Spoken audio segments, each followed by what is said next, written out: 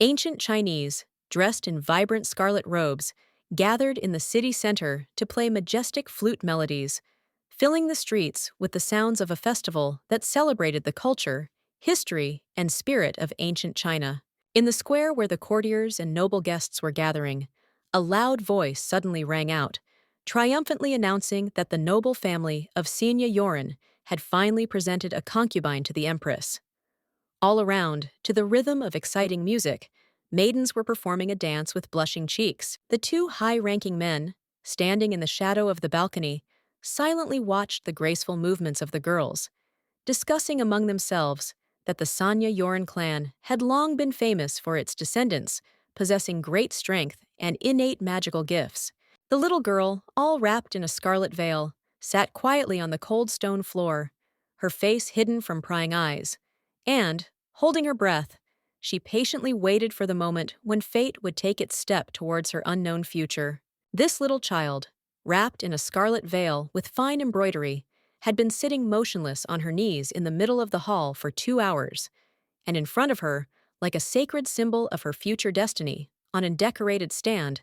rested an exquisite headdress, a golden diadem. The advisors, dressed in elegant blue hanfu, dressed in all the canons of palace etiquette, stood a little to the side, whispering to each other, discussing the affairs of the empire, when suddenly their conversations were interrupted by a solemn announcement, loudly announcing the arrival of the empress herself. The ruler majestically entered the marble-decorated throne room,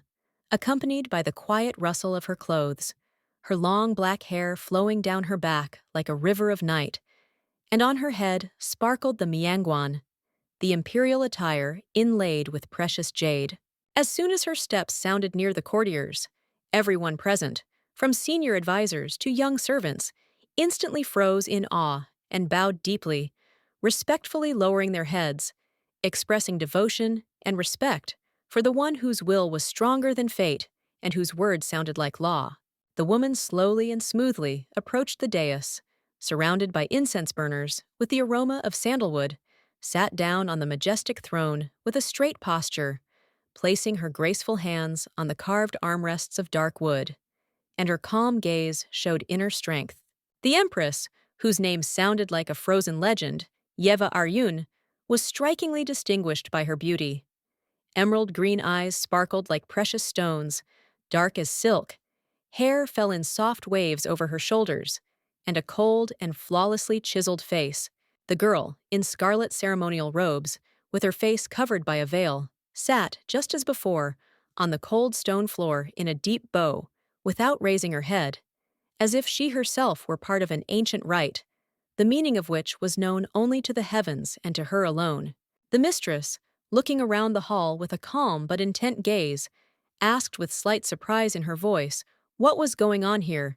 clearly not expecting to see such a strange picture among the celebrations arranged in her honor, when everything should have gone according to a strictly prescribed scenario. At the very foot of the stairs leading to the throne, like a figure forgotten by everyone, sat a tiny girl, and, despite the solemn silence of the hall, was in no hurry to rise, as if time had stopped for her and nothing could disturb her inner silence. Only one woman's hand slowly rose upward, her long, slender fingers, adorned with rings, seeming to flow from the sleeve of the imperial robe, and without uttering a word, Yeva Aryun commanded absolute silence, which was to reign without objection. At that very moment, all the flutists in that place, as if by a magic sign, stopped playing. The music died down, the sounds dissolved into the air, and a tense, almost mystical silence spread over the throne room, in which one could even hear the beating of one's own heart. The ruler, who had previously maintained a majestic calm, suddenly and abruptly rose from the throne. Her movement was so swift that even the most imperturbable of the courtiers could not hide their surprise. No one expected such a thing from her. Without wasting a second, the beautiful woman walked with quick, confident steps towards her new concubine, a tiny girl who was still bowing on the stone floor, as if she did not believe that the empress herself could pay attention to her. When a short but powerful command was given to raise her head, the little girl obediently followed it. The face, barely visible from under the veil, turned out to be surprisingly beautiful. Violet eyes shimmered with a restrained light. Black hair softly framed delicate, almost porcelain skin. The woman, hardened in palace intrigues and brought up in a world where feelings were hidden behind the steel of will, froze for a moment in shock. The girl did not expect that this girl would be so young and fragile. Her age turned out to be truly shocking. The empress's concubines, sitting a little to the side, listened with bated breath as their mistress asked with cold interest how old her new subject was. And when the girl quietly but clearly answered that she was only 8 years old, a wave of silent horror swept through the hall. Sanya Yoran froze in a tense and awkward posture, as if she herself had turned to stone when she heard the fury in the empress's voice as she expressed her anger. It was obvious that she was deeply indignant and shocked that the Sanya Yoran aristocratic family dared to send a very young child to the imperial harem. The advisors standing at a distance immediately became animated. Their heads bowed towards each other, and, not daring to speak out loud, they began to whisper heatedly, spreading gossip like poison throughout the entire hall, each one striving to be the first to know how the fate of the Sanya Yoran clan would change. The girl suddenly froze, her large eyes wide open in amazement, when a clear and unexpected order reached her to return home. She did not believe what she heard, because she did not expect such a gift of fate, and did not dare to even imagine it in her thoughts. She tried to rise slowly on trembling legs, but as soon as her body moved from its place, a sudden, sharp pain pierced every bone and muscle, and her face distorted into a terrible grimace of horror and suffering, as if she was holding back a scream with all her might. The empress, who had impeccable self-control and was accustomed to obedience, could not remain indifferent this time. Genuine horror flashed in her eyes when she saw how much pain the child was in, and for a moment she froze, shocked to the depths of her soul. The woman, overcoming her stupor, rushed forward and caught the girl, holding her in her arms, not allowing her to fall to the stone floor. The little girl's body could barely stand on its feet. It trembled as if broken, and even the sternest courtiers fell silent for a moment from shock. The empress, showing such obvious gentleness for the first time, leaned towards the child, and with obvious excitement in her voice, asked if everything was all right. Her eyes were anxious, and her tone was unusually warm,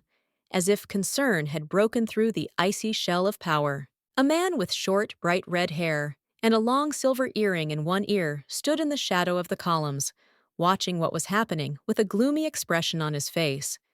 His gaze showed incomprehension, distrust, and inner wariness. Nearby was another man, with platinum hair and flaming scarlet eyes, dressed in red clothes. His face was distorted with anger. Jealousy flared up in him like a fire, and it seemed that another moment, and he would break away from the spot, forgetting about palace ethics. A third stood apart from everyone else, holding his breath. A blind man with a sky-colored bandage covering his eyes, his hair the whiteness of winter snow.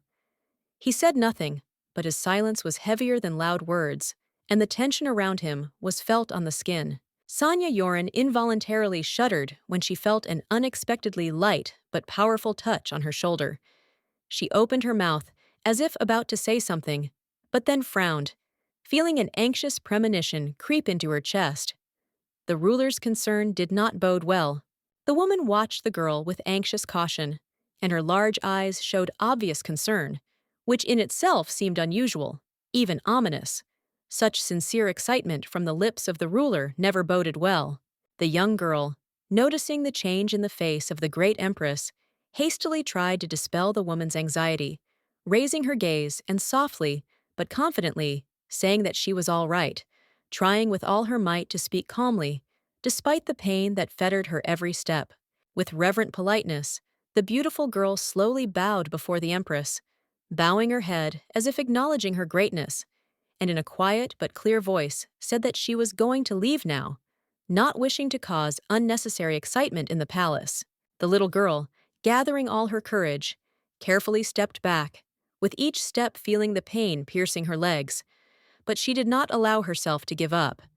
She steadfastly clenched her teeth and continued to walk, despite the heaviness that fettered her body, without showing weakness. The golden crown, studded with precious stones, on her head swayed as she took a step, ringing and shimmering like a reminder of her fragility, but with it remained an unbearable resilience, as if she were fighting fate itself, refusing to give in. Finally, Sanya Yoran, realizing that her presence was no longer required, turned decisively and walked away, her gaze firm and her face unwaveringly calm, as if she were breaking out of the shadows, leaving behind everything that connected her to this place, ready for new challenges. The imperial courtyard seemed vast and austere, the gray buildings, built in the ancient Chinese style, standing on either side like silent guards, watching over the peace and quiet that eternity brought to this corner of the world. There, in a secluded room with wooden walls and a modest bed, Sanya Yoren lay half asleep, her body tired and her thoughts wandering in a misty ocean of dreams where everything seemed distant and unfinished, like the mysterious puzzle she found herself searching for. She woke up, barely having slept enough on the hard wooden bed, and rubbed her eyes with difficulty, trying to get rid of the residual fatigue that did not leave her. Sleep, like a thick fog, continued to envelop her consciousness,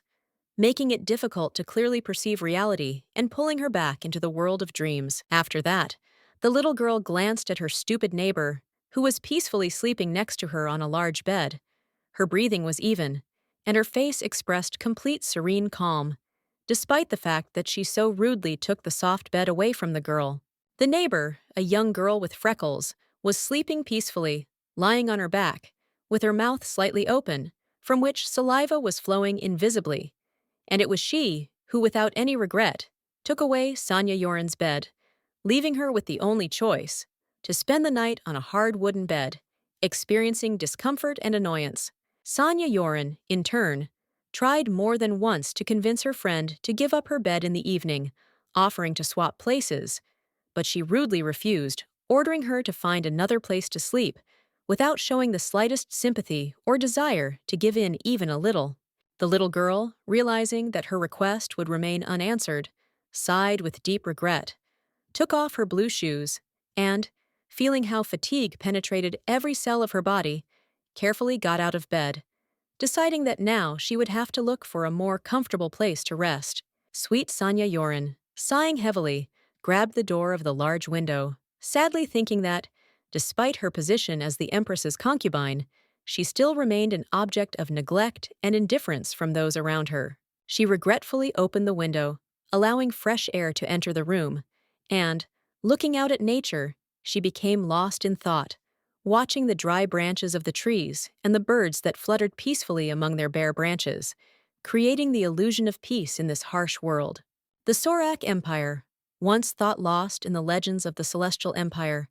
now stretches across the vast lotus-covered lands of the ancient East, where majestic palaces crowned the mountain ranges like jewels and homes shone under the light of the crescent moon. This great land was richly blessed by the Blue Dragon, an ancient divine being with eyes shining with molten golden light, whose wisdom and indomitable strength filled the hearts of rulers with power, and the sky with magical grace and eternal patronage. By the priceless grace of the heavenly patron, all noble families belonging to the ancient and noble class of the Sorak Empire gained power. The powers of telekinesis, control of destructive elements, the gift of clairvoyance, telepathy, and other supernatural abilities. Into this magical world filled with enchantments, ancient traditions, and hidden intrigues, one day a girl arrived, sent as a concubine. Her name was Sanya Yoren, and she had mesmerizing violet eyes and thick black hair that fell like the silk of the night. The land was ruled by the great empress, a woman of unyielding will, immense grace and profound wisdom, whose presence made entire dynasties tremble, and whose power extended from the heavenly mountains to the very last coastal village of the Sorak Empire. The seventh family of the Sorak Empire was renowned for its ancient lineage, and it was from this family that a man emerged with hair as silver as winter frost, mischievous eyes the color of the moonlit sky, and a hidden smile standing by the columns as if he were carved from the light itself. However, the story of Sanya Yoren ended tragically and cruelly. The girl, whose heart knew no malice, was soon killed out of jealousy because she, by the will of fate, received a blessing, and moreover, aroused the sincere love of the great empress herself. This strange reverse harem novel, filled with intrigue, magic, and palace drama, was read by the main character just a couple of days ago on her phone screen, unaware that she would soon find herself in the body of a secondary character in this story. When she opened her eyes and realized that her soul was now trapped in the body of the girl from the novel, the servants, without saying a word, began to dress her in silk, and the new father, in a formal hanfu, with a cold face and contempt in his voice, immediately began to threaten the lovely girl. His name was Kyun Yoran, a stern, cold-blooded, and ruthless man with a piercing gaze, and without hiding the slightest contempt, he made it clear to his daughter that if she dared to return from the palace in disgrace, he would kill her himself and throw her body to the pigs to be torn apart. Anyone who, by fate or coincidence, found themselves in the imperial palace instantly lost their mind and self-control at the sight of the great empress. Her beauty was dazzling, her grandeur was merciless, and her smile was capable of plunging into oblivion. In search of a clever way out and a desire to eliminate a possible threat, the advisor suggested to Mr. Kyun Yoran to send his own daughter to the palace, a girl without any magical abilities, but with a rare, almost inhuman beauty, as bait. The maids helped the girl get ready with indifference and cold haste, fastening heavy hairpins, pearl pendants, golden combs, and curved ornaments on the woman's head. She was an unloved child, born without a gift into a proud family. Now the young girl, wrapped in lush, stuffy clothes with silk sleeves, sat sadly by the window in the decorated room, and, looking at the gray, cloud-covered horizon, thought how unfair, cruel, and scary it was for her to end up in this place. As if by the cruel, unchanging rules of an ancient harem romance, all the concubines desperately competed with each other, secretly despising each other, because each one strove at any cost to gain the favor and rare love of the great empress. The woman's bright red eyes, like molten rubies with a glint of heat, looked down from the height of the throne with intent concentration, not missing the slightest detail, as if looking for weakness in everyone who fell into the field of her attention and enormous will. And now, when the great ruler suddenly showed interest and kind, almost affectionate concern for the young Sanya Yoran, all the other concubines were instantly filled with hatred, because the girl had attracted the attention of the woman who ruled the world. The little girl sat quietly and motionless, her dull, detached gaze lowered and her thin, wax-like hands crossed on her knees, clad in stifling, heartbreakingly heavy fabrics, feeling her strength draining away and other people's gazes burning right through her, as if already accusing her. Sanya Yoran resolutely, through internal resistance, fear and pain, with anxious weariness in her heart, swore to herself to become the ideal, flawless daughter of the imperial palace, to go to bed early, to speak quietly and rarely, to obey without complaint, not to argue, not to cry, and not to throw tantrums. Then, if everything goes smoothly and perfectly, no one will pay much attention to her, and those around her will begin to perceive her as an invisible, harmless shadow, seriously, but detachedly, as if she were simply part of the beautiful interior of the imperial palace. The empress, quickly growing tired of the monotony and the sparkless personalities, would soon lose interest in her, and, as the girl hoped, would turn away indifferently, meaning that the danger would pass, even if only temporarily, like a delayed storm, gradually dying down. The little girl stepped carefully onto the cold floor, the touch of which sent an unpleasant chill through her, and her blue shoes, decorated with delicate patterns in the form of clouds, fit tightly around her feet, and each of her steps sounded in the empty room like an echo of unspoken fear. Suddenly, with a quiet but noticeable sigh and a lazy movement, her stupid neighbor woke up.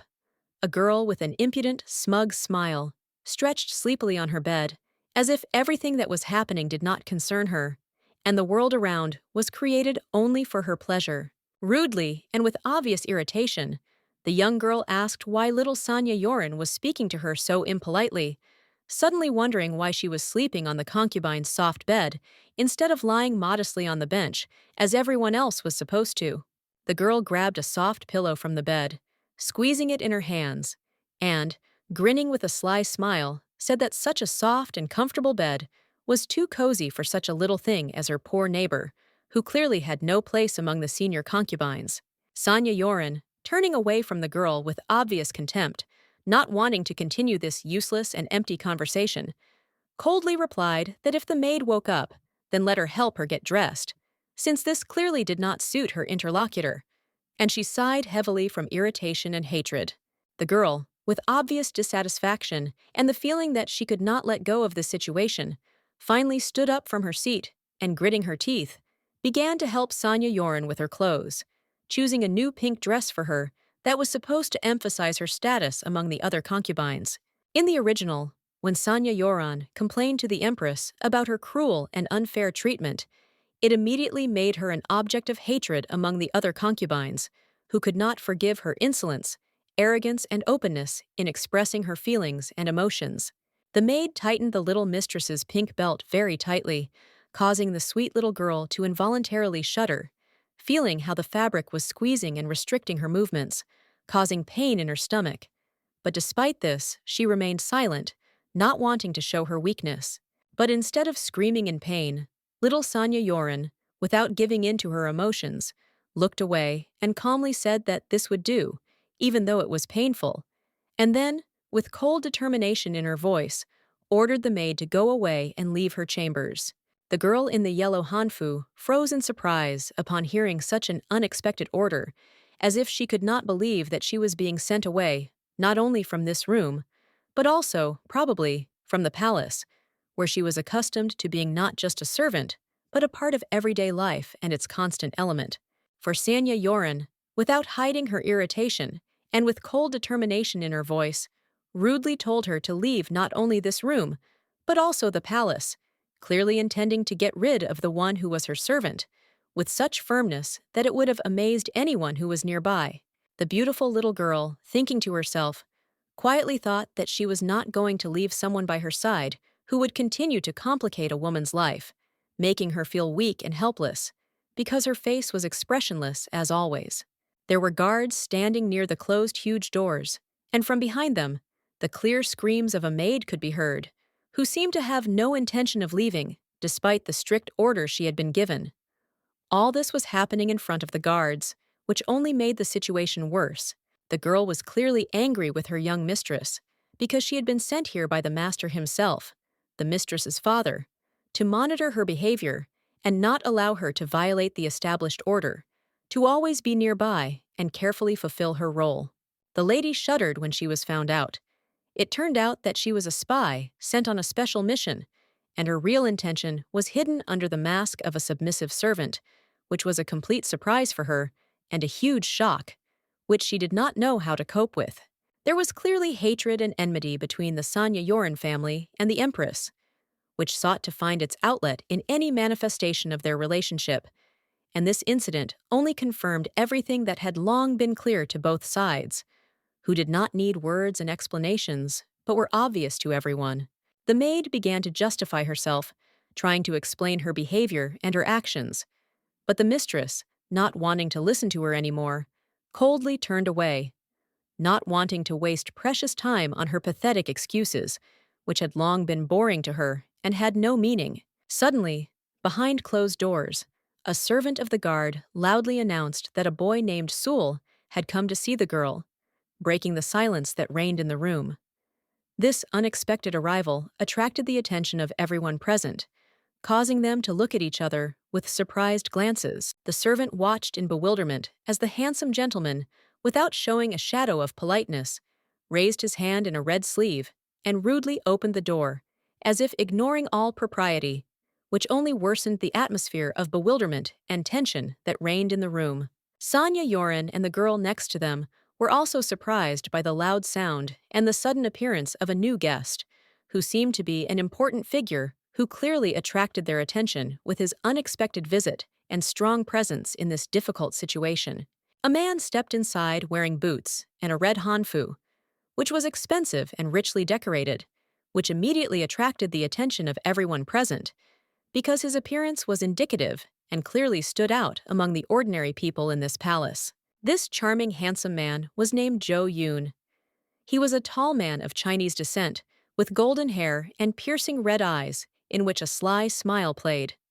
He greeted the empress's new concubine with interest, making an indelible impression. A multitude of books, novels, and short stories surrounded this palace as an integral part of life and culture, absorbing the minds and hearts of those who had the good fortune to read them, and often immersing them in a world of fantasy and exciting adventures. The works were filled with passions, intrigues, and complex destinies. At their first meeting, the main character was frightened by this mysterious and enigmatic man named Jo Yoon, and, unable to withstand his penetrating gaze, she quickly ran away from him, feeling her heart beating wildly and her mind lost in complete bewilderment. Then, in despair and complete confusion, she complained to the empress, flushed with anger and excitement, herself dressed in a luxurious dress, feeling how her emotions were becoming almost uncontrollable from what had just happened and left a deep mark. The man who had brought her fear belonged to an ancient line of firebirds, known for their unique abilities and unusual powers passed down through generations. This wonderful line was associated with fire magic, and he himself was the embodiment of this power. The guy in question had an exceptional ability to control fire, and his power was undeniable, giving him a majestic and mysterious presence, making everyone around him feel his strength and power. His eyes were not only determined, but also filled with fiery determination. Sanya Yoren raised her head as another concubine, with a look of surprise on his face, walked up to her and greeted her, which made her heart flutter in surprise and confusion. This concubine's gaze was full of questioning emotions. Jo Yoon, appearing with a sly grin, was surprisingly handsome, stately, graceful, and as if he had stepped out of a painted portrait. But there was something sinister and disturbing hidden in his gaze, and Sanya Yoren, despite his good memory, could not understand who was standing in front of him and where this person came from. Her existence, as fate intended, was supposed to be as smooth and peaceful as the calm flow of a forest river, like the carefree rustle of young grass in a gentle breeze on a summer afternoon, or like the quiet rustle of a dragonfly's wings over the surface of a lake. The little girl lowered her head guiltily, clenched her thin fingers, hunched over as if hiding from the world, and, pretending to be calm, barely audibly whispered an apology for not being able to properly introduce herself.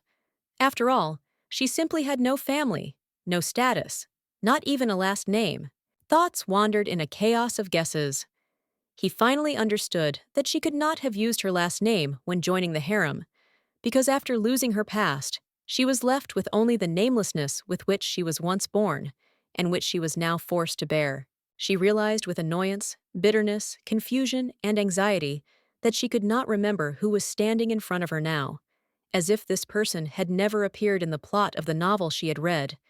as if he had been inserted into her fate by someone from outside, without the author's knowledge. In a rough, harsh tone, standing right at the entrance, the stern man remarked with slight mockery that the palace allocated to the young girl was rather cramped, modest, squalid, and clearly did not correspond to the ideas of luxury befitting a concubine. Putting a long finger to his lips in a gesture of ostentatious politeness, the handsome young man with the graceful bearing declared that, as a concubine of higher rank, he had come here not simply out of curiosity,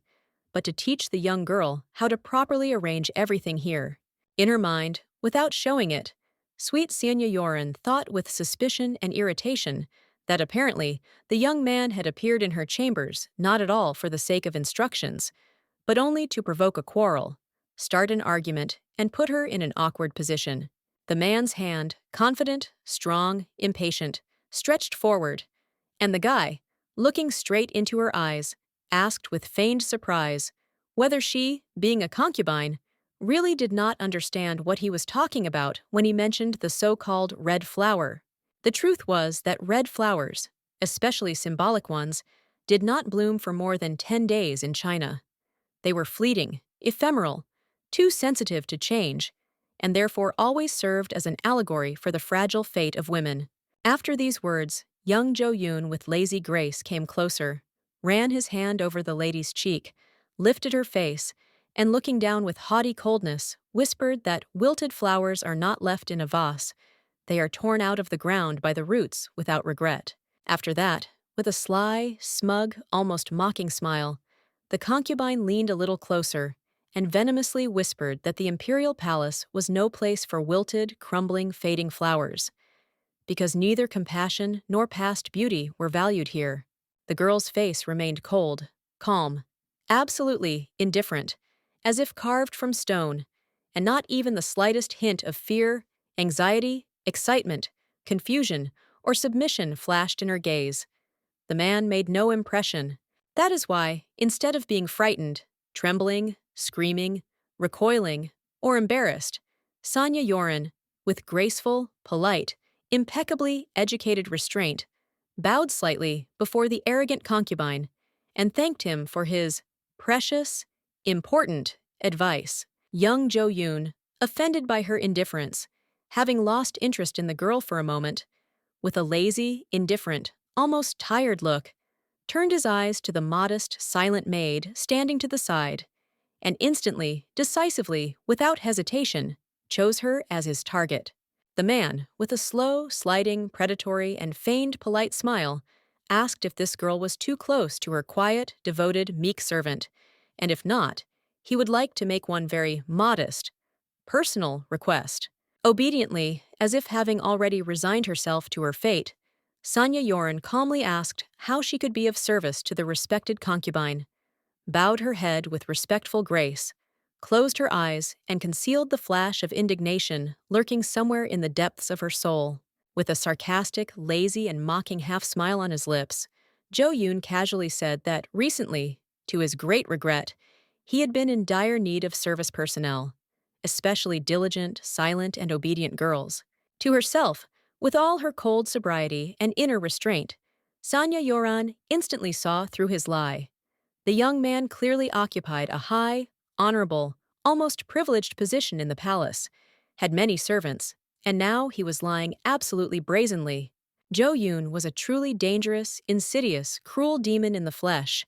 His every word was poisoned with falsehood, every smile concealed evil intent, and feigned politeness served only as a mask behind which he hid his predatory face and cynical nature. The young maid, frightened, bewildered, and at a loss to the depths of her soul, stood behind, not daring to move, not knowing what to say, while her mistress, in anxious, painful thought, tried to decide whether to hand the girl over to the stranger. When Sanya Yoren slowly turned to her maid, she shook her head in despair, looking at her mistress in fear, whispering that she did not want to go to a new, unfamiliar, frightening master, with whom a dangerous and humiliating fate could await her. But little Sanya Yoren herself, contrary to expectations, unexpectedly smiled.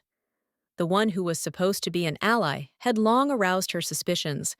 and now the girl was sincerely glad to get rid of the intrusive, suspicious, possibly even spying servant. With such a simple, sophisticated step, the girl simultaneously established and strengthened relations with another influential concubine, and got rid of a source of constant irritation. Cunning combined with composure brought the desired result. Pleased with her dexterity, beautiful as the morning spring, the young girl tightly clenched her fist, feeling an unprecedented relief.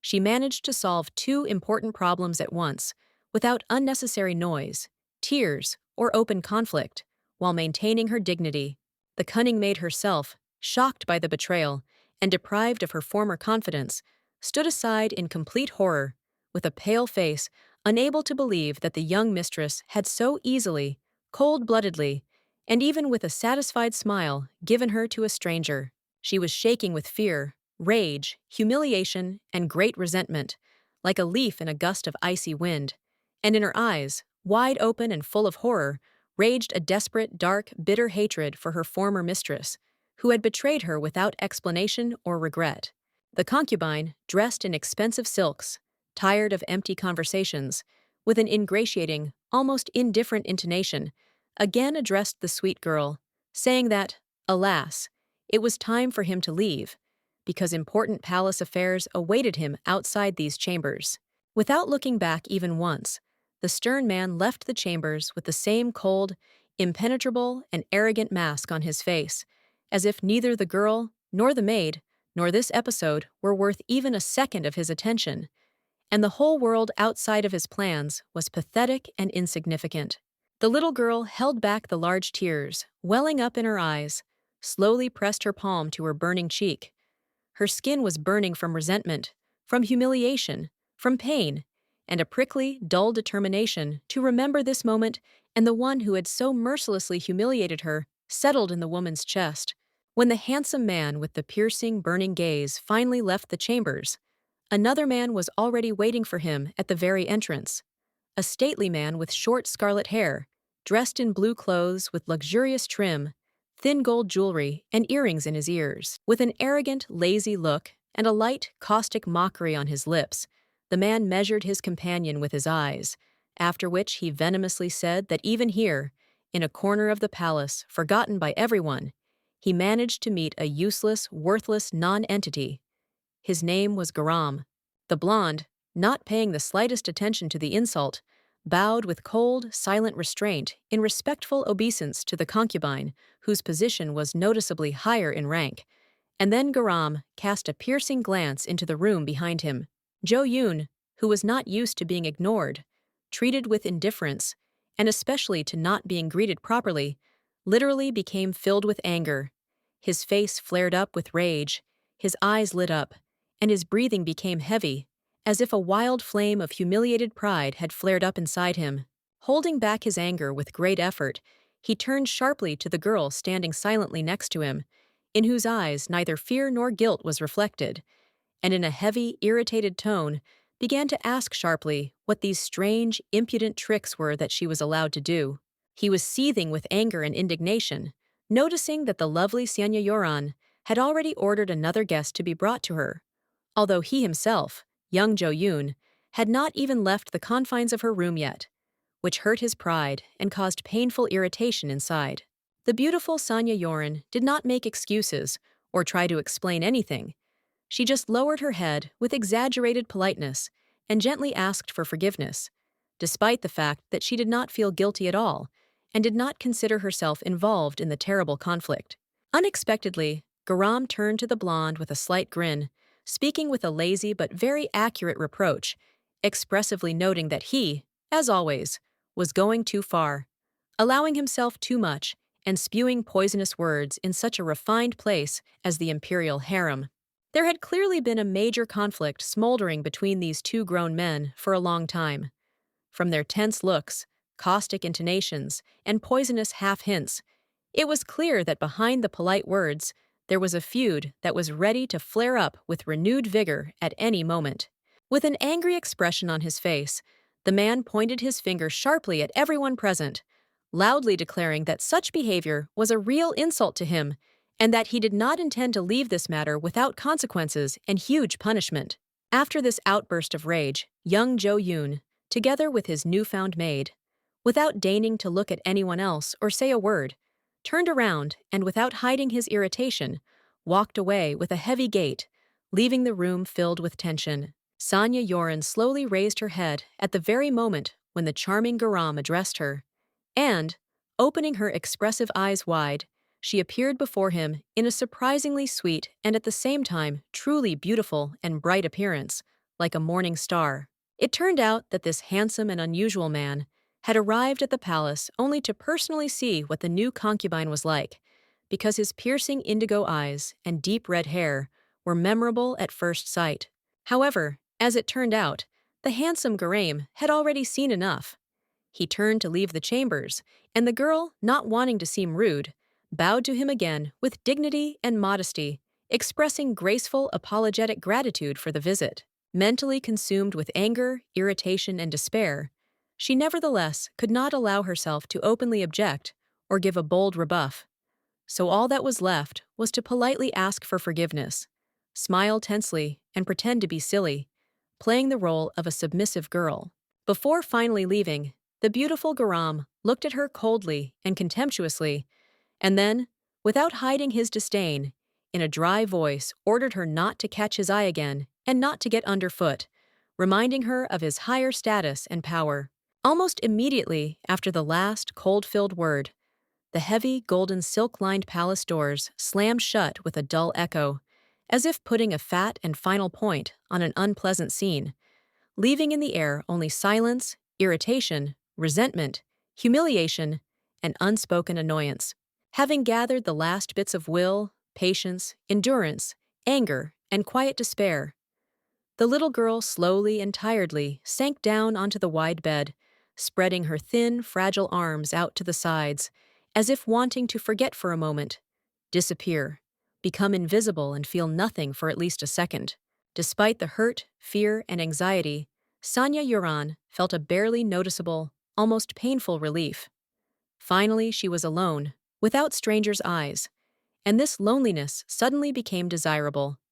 She could exhale, close her eyes, and forget for a while. She had already managed to get to know two other concubines of the empress, whom she had previously known only as characters from a Chinese romantic harem, but now they had become real, living people, with their own character, voice, and quite tangible influence. It was becoming difficult to keep her large eyes open. Fatigue was slowly creeping up on her, making her yawn involuntarily. Her body ached from tension, and her mind was drawn to sleep, dreaming of peace and at least a couple of hours without expectant glances and pretense. However, the peace was short-lived.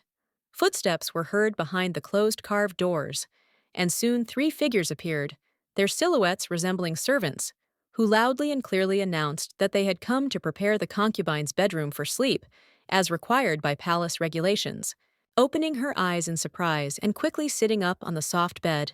the young girl raised her head, peering into the dim light and the silhouettes of the strangers, confusedly asking herself who they were, where they came from, and whether they could be trusted even a little. With doubt and slight surprise, Sanya Yorn watched as one of the maids muttered something in a puzzled tone. Then, as if deciding that there was no point in delaying it any longer, opened the doors and allowed them to enter, preparing for the inevitable process. Following this, more servants began to enter the room, each with red ribbons in their hair, walking in unison, as if they had been prepared in advance for a specific task, and without slowing their pace, they headed towards the girl's bed, already ready to act. The maids, in turn, began to decorate the bed in luxurious, expensive red silks, carefully distributing them over the bed, creating patterns that seemed too pretentious for her modest taste, preparing everything to truly impress. The sweet little girl, unable to understand why the large women's bed was starting to change its color to such a bright and rich red, covered her face with her hand, feeling her discontent growing, not understanding what was hidden behind this unusual and strange decision. Some of the palace maids were quietly talking among themselves, not daring to ask a question, but clearly concerned that the girl did not like the changes in her surroundings, and that perhaps this bright red color was simply not to her liking. They did not dare to intervene. The woman, with obvious confusion in her voice, quickly answered the lady that the room with such luxurious furnishings had been specially prepared for the first wedding night with the empress, and other options, as it seemed to her, were simply not envisaged at all. Sanya Yoran froze in place in complete horror, feeling as if everything inside her had been torn apart by surprise, and a shudder ran through her body. Her face turned pale, and her eyes reflected a silent shock mixed with confusion, fear, and complete disbelief at what she had heard. A few moments later, as if at a prearranged signal, the maids hastily left the chambers, leaving the girl alone in the midst of luxury, where the silence seemed too resonant, heavy and oppressive on the heated, excited, and frightened imagination. Her head suddenly began to swim, as if the air had become thick and heavy. The girl could not even imagine that the powerful ruler actually wanted to spend the night next to her. This strange thought seemed frightening, impossible, and creepy to her. In the original version of the story, it was repeatedly emphasized that the empress did not look at Sanya Yoran with romantic interest at all, but rather perceived her as her own daughter, showing only care, affection, warmth, and maternal affection. The little girl, shifting slightly awkwardly from foot to foot, carefully climbed onto the soft, cloud-like bed, deciding to take a nap at least for a little while and allow herself some rest, because the stressful day had completely knocked her out of her strength and upset all her internal feelings, leaving only fatigue. But as soon as she began to feel the sweet and desired sleep, As her eyelids grew heavy, and her breathing became calm and measured, the maids entered the room, who calmly but persistently reminded her that first she should definitely take a cleansing bath, because the traditions in the palace could not be broken. The spacious room, decorated in a refined Oriental style, was filled with peace and subtle nobility. Chinese carved furniture made of lacquered wood, smooth walls decorated with paintings, and paper lanterns casting a soft light gave the chambers a sublime atmosphere. On a magnificent throne, towering in the depths of the majestic hall, and decorated with exquisite carvings in the form of dragons and phoenixes, sat Yeva Aryun, the powerful ruler of the empire, dressed in ceremonial robes of scarlet and deep black, symbolizing strength. The woman, with restraint, but with a noticeable shadow of regret, mentally reproached herself for not being able to maintain absolute composure and dispassion, even though only a frightened child stood before her. Her heart trembled, which for an empress was considered weakness. The baby came from an ancient and respected family of Sanyayoran, and therefore, from the court's point of view, she could well be a potential spy sent on a special mission. Her origins raised reasonable concerns, because the past of the Sanyayoran family was covered in thick secrets and intrigues. That is why the empress, not wanting to risk the stability of the palace and missing not the slightest detail, sent more of her people to the chambers of the new concubine, ordering them to conduct discreet but careful surveillance of her every step in order to prevent a possible threat. However, despite the internal pain, resentment, confusion, and mistrust, the girl firmly, almost stubbornly, with a dignity unexpected for her age, refused the offered help from the ruler, which led all the courtiers and the empress herself into considerable bewilderment. This behavior confused the woman, because Sanya Yoren seemed like a fragile, lonely, frightened girl who had barely reached adulthood. But in her gaze, one could read hidden strength, stubbornness, determination, and something frighteningly adult, not typical of such a young creature. Suddenly, breaking the prolonged silence, a servant appeared before the woman, silently walked forward with a lowered gaze and caution in every movement, as if she was afraid to disturb the important, heavy thoughts of the empress, immersed in a stream of guesses and gloomy reflections. Kneeling before the majestic ruler, the maid with a deep bow and a restrained voice said that everything had been prepared in advance for the first wedding night, as prescribed by palace custom, requiring precision and strict adherence to rituals. However, she could not help but notice a disturbing detail. The little lady's entire body was covered with many small, barely noticeable scars, which, despite their age, clearly indicated that in the past the girl had been treated cruelly and inhumanely, as if she were an object. The beautiful Yeva Aryun, hearing about this, frowned sympathetically. A heavy irritation flashed in her gaze, because it became obvious. The child had been through a lot, and someone dared to treat her so lowly, leaving traces of pain and great fear on her fragile body. With a dull sound of footsteps and a rustle of clothes, the woman rose from her throne. Her gaze darkened, and without thinking, she firmly and without a shadow of a doubt declared that she intended to personally visit the chambers of her new concubine, to look into her eyes and understand everything. At this time, in the secluded chambers of the palace, enveloped in steam and the aroma of incense, Sanya Yoren was carefully bathed by maids. Warm water gently glided over her fragile body, washing away fatigue and anxiety, and caring hands gently and carefully washed each part, trying not to touch the old scars. Later, in a spacious room with high windows and carved screens, the little girl sat at a large table decorated with fine carvings. Next to her was the empress herself, majestic and calm, pouring clear sake into an elegant porcelain glass with a gold rim. Yeva Aryun slowly, unhurriedly, with dignity and regal bearing, took the cup with the drink in her hands, brought it to her lips, and took several small, thoughtful sips, as if reflecting on something important, as if each taste reminded her of something from the past. On the table, covered with a silk tablecloth, lay ripe fruits, fresh fruits with pink skin, juicy tangerines, exquisite oriental sweets, shimmering with colors. Everything was served with special care, as if for a holiday. Suddenly, breaking the silence, the lovely Yeva Aryun asked the girl in a calm, but at the same time attentive tone, why she had not yet touched any of the treats, had not drunk any tea, and had not eaten a single piece, despite all the efforts of the cooks and servants. All this time, Yeva Aryun watched the little girl closely, never taking her eyes off her as she slowly sipped her drink,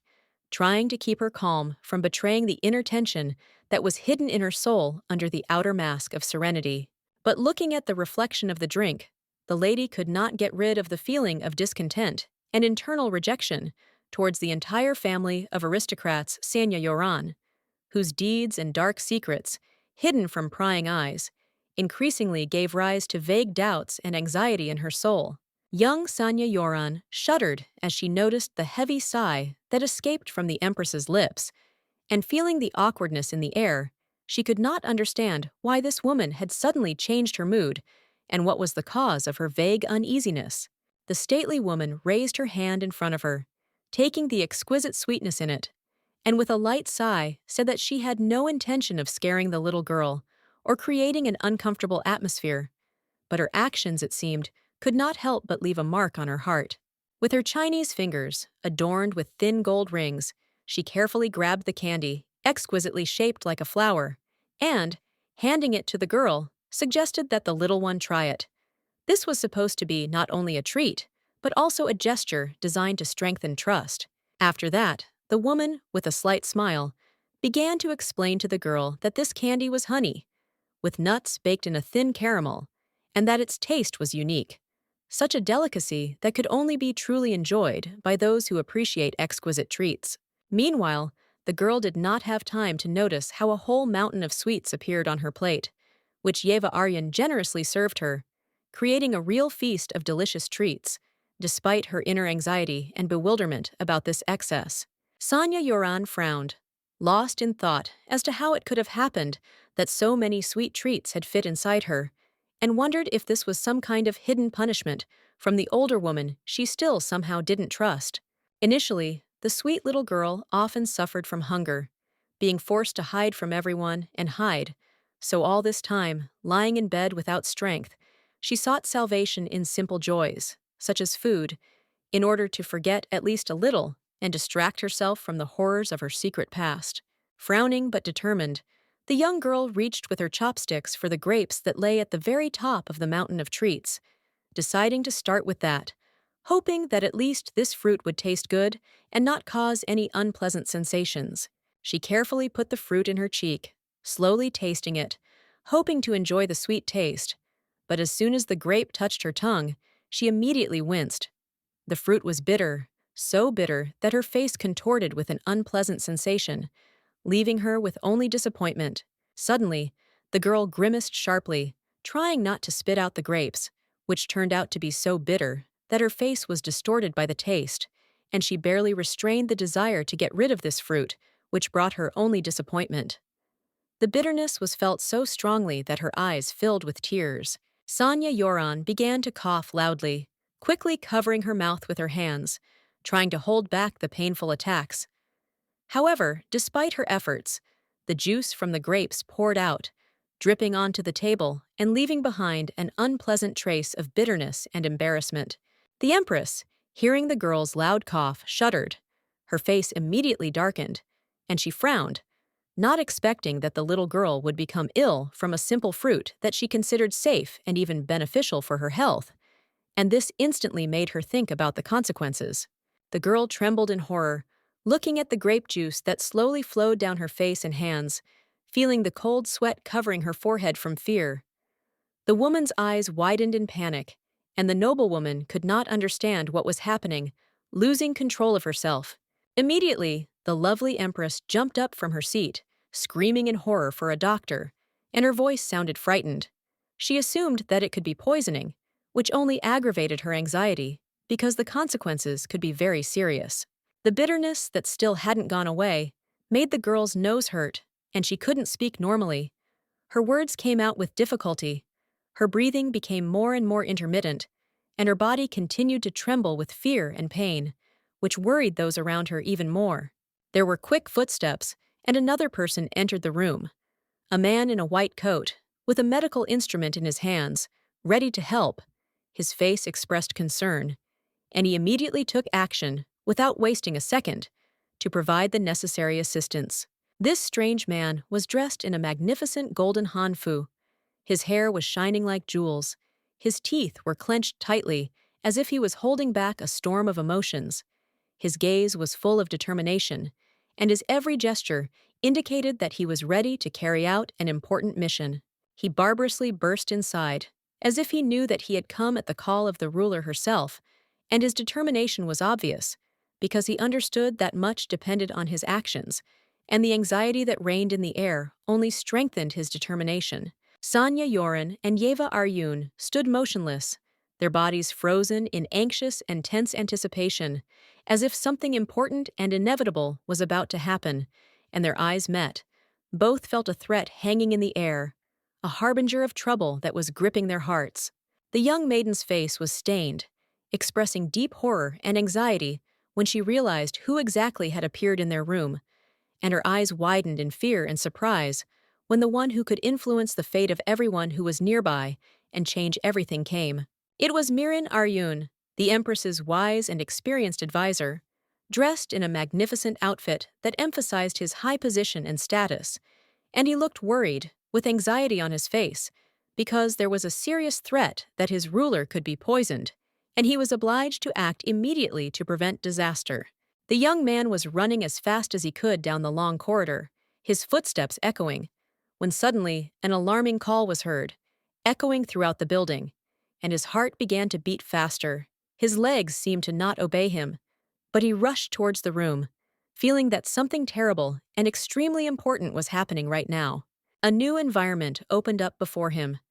Red curtains, shimmering in the dim light, sliding across the floor like shadows, creating an atmosphere of tension and uncertainty, as if the walls themselves were whispering that there was an invisible danger hidden here that he needed to understand. Miran Aryun was furious when he learned that someone had dared to try to poison the sweet and inviolable Empress right in his presence, and this insolence awakened in him a terrible, all-consuming evil, because he never forgave such actions, especially when they concerned the closest ones. Having seized the controlled evil, he threw open the doors with a furious growl, breaking the silence, and, not holding back his anger and inner turmoil, he rudely asked what had happened, trying to comprehend how such terrible events could have happened in this sacred and protected place. But as soon as he crossed the threshold, his face reflected bewilderment and shock when he realized what was happening inside, and his mouth fell open in surprise and anxiety, as if the world itself was collapsing before him, and he did not know how to act further, did not know what to do with this chaos and danger. Inside the room was the Empress herself, and next to her stood Sanya Yoren, whose face was stained with grape juice, which seemed so bright against her pale skin, as if it were some kind of symbol or mark that should not be forgotten, warning of possible danger. The man stepped towards the ruler, his gaze full of anxiety and determination, and she, despite her obvious concern, answered him that she was fine.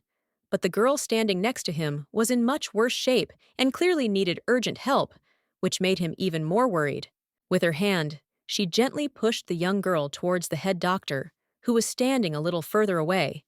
and the girl, trembling with fear, went to meet help, as if she herself did not believe that this was happening,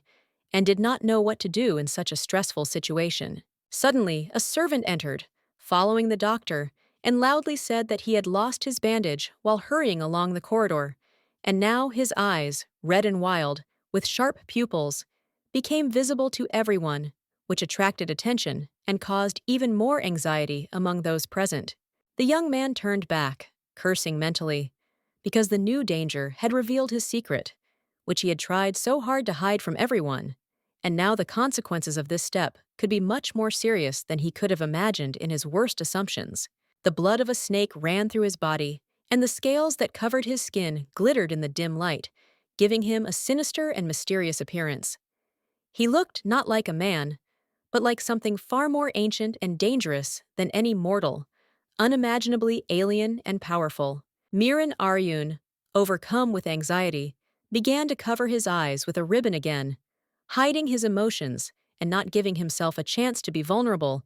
while Sanya Yoren, looking at him in bewilderment, noticed that she still had not asked how to greet the concubine who had arrived and what to do in this situation. As suddenly, the man, with genuine force, placed his hand on her forehead, making a gesture that was hard and decisive,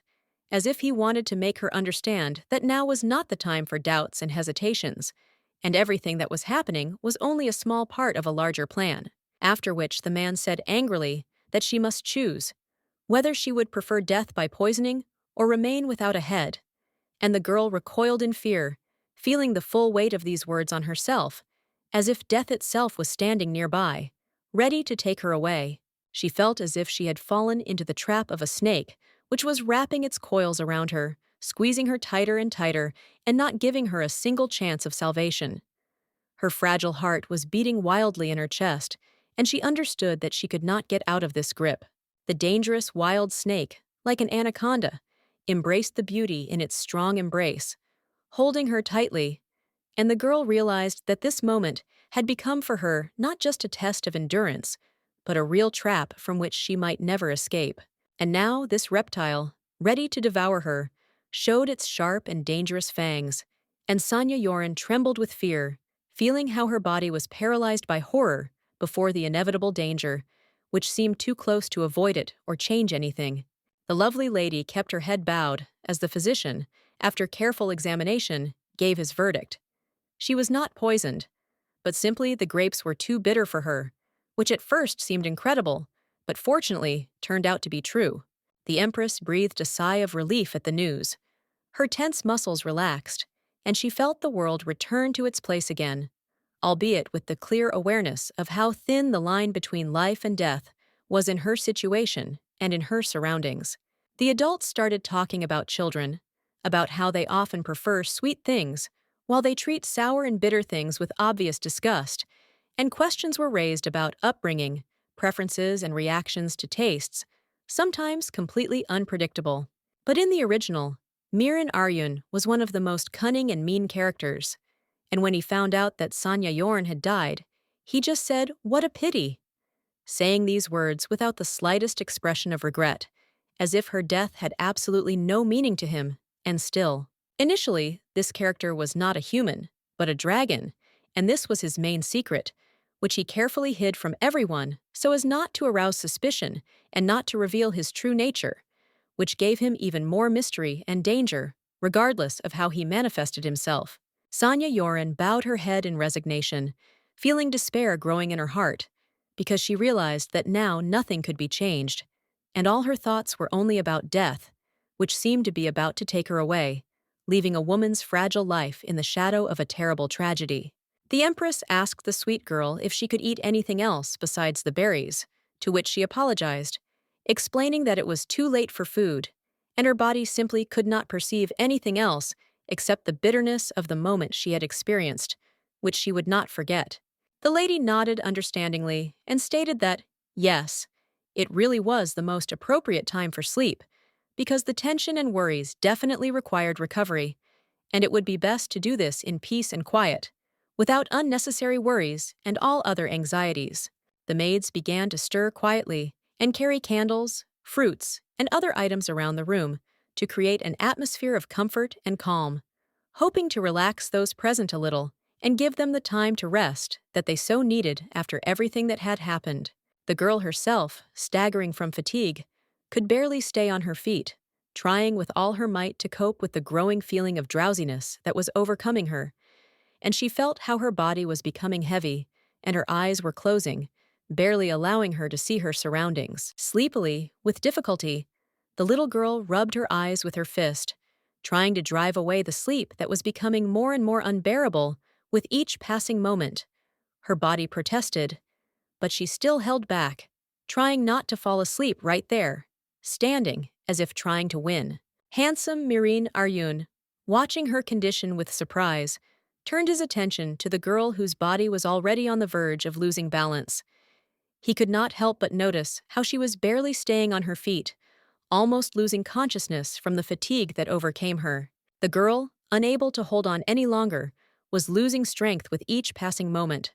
Her eyes were opening with difficulty, and her body was on the verge of falling, as if it had lost all support. Sleep was covering her, and despite all her efforts, she could no longer stand. Her fragile body began to give in. He, noticing her helplessness, did not lose his head, and instantly picked her up in his arms, trying to hold her in his arms so as not to let her fall onto the hard and cold floor. His feelings were overflowing with care, and he carefully pressed her to himself, trying to ease her suffering and support her. Sanya Yoren, jumping up in surprise, instantly opened her eyes, because she absolutely did not expect that someone would pick her up in his arms, and now, feeling his support, she was confused, not knowing how to react to such an unexpected manifestation of care and attention, which she could neither understand nor accept immediately. Miran Aryun, as if nothing had happened, despite the threats and the tense atmosphere he had created earlier, held her in his arms with such ease as if he was not the person who had once threatened her, smiling caringly, and his face expressed a sincere desire to protect her at that moment. The boy was incredibly tall, and when the little girl, barely containing her excitement and anxiety, looked down, her gaze slid over the semi-dark space, where the floor seemed distant and endless, as if the whole room and the world around were too big for her. After that, she was carefully and lovingly carried to the bed, almost as if in hands, and she felt her body being absorbed into the soft red sheets that gently wrapped around her, giving her a feeling of peace and comfort, where she could completely relax, forget about all her worries, and feel safe. Miran Aryan, understanding the girl's condition, said in a light and gentle tone that Sanya Yoren was probably very tired and perhaps could no longer withstand the tension and stress, so she needed to rest and regain her strength as soon as possible in order to be back on her feet. Feeling awkward in this situation, the girl carefully sat up on the bed, realizing that she would now be perceived as a small child, despite her desire to look like an adult, and this realization was new and rather strange for her, causing internal embarrassment. They carefully grabbed the little girl by her graceful feet to take off her pink shoes, and despite her slight embarrassment and awkwardness, everything happened so carefully and calmly that she could not object, although she was not accustomed to such care and attention. The empress, with a kind and caring smile, helped the little girl take off her shoes, understanding that this could be an important moment for the girl, and she tried to create an atmosphere of warmth and comfort so that the little girl would feel calm and protected, as if in her own home. The young girl, stunned and a little confused, sat on the bed, not believing that someone would suddenly treat her so sincerely and caringly, because in her life there were so few moments when someone showed attention and tenderness to her, and she could not understand why. These two adults behaved with her so friendly and openly, as if she was not just a stranger's child, but someone very important to them, and she could not understand how in such a cruel world they could so sincerely and freely protect her, without expecting anything in return. And so the little girl, holding back her excitement and feeling an unprecedented confidence for her, said that she was very grateful to them for their help, but now she could cope on her own, which surprised the adults with her unexpected refusal, which sounded too adult for her age and situation. They looked at each other warily, realizing that this behavior was completely unusual for her, as if the girl had suddenly lost her childish naivety and began to behave in a restrained, intelligent, and adult manner, which caused them slight concern. The pink shoes remained lying on the soft bed, forgotten and unnoticed,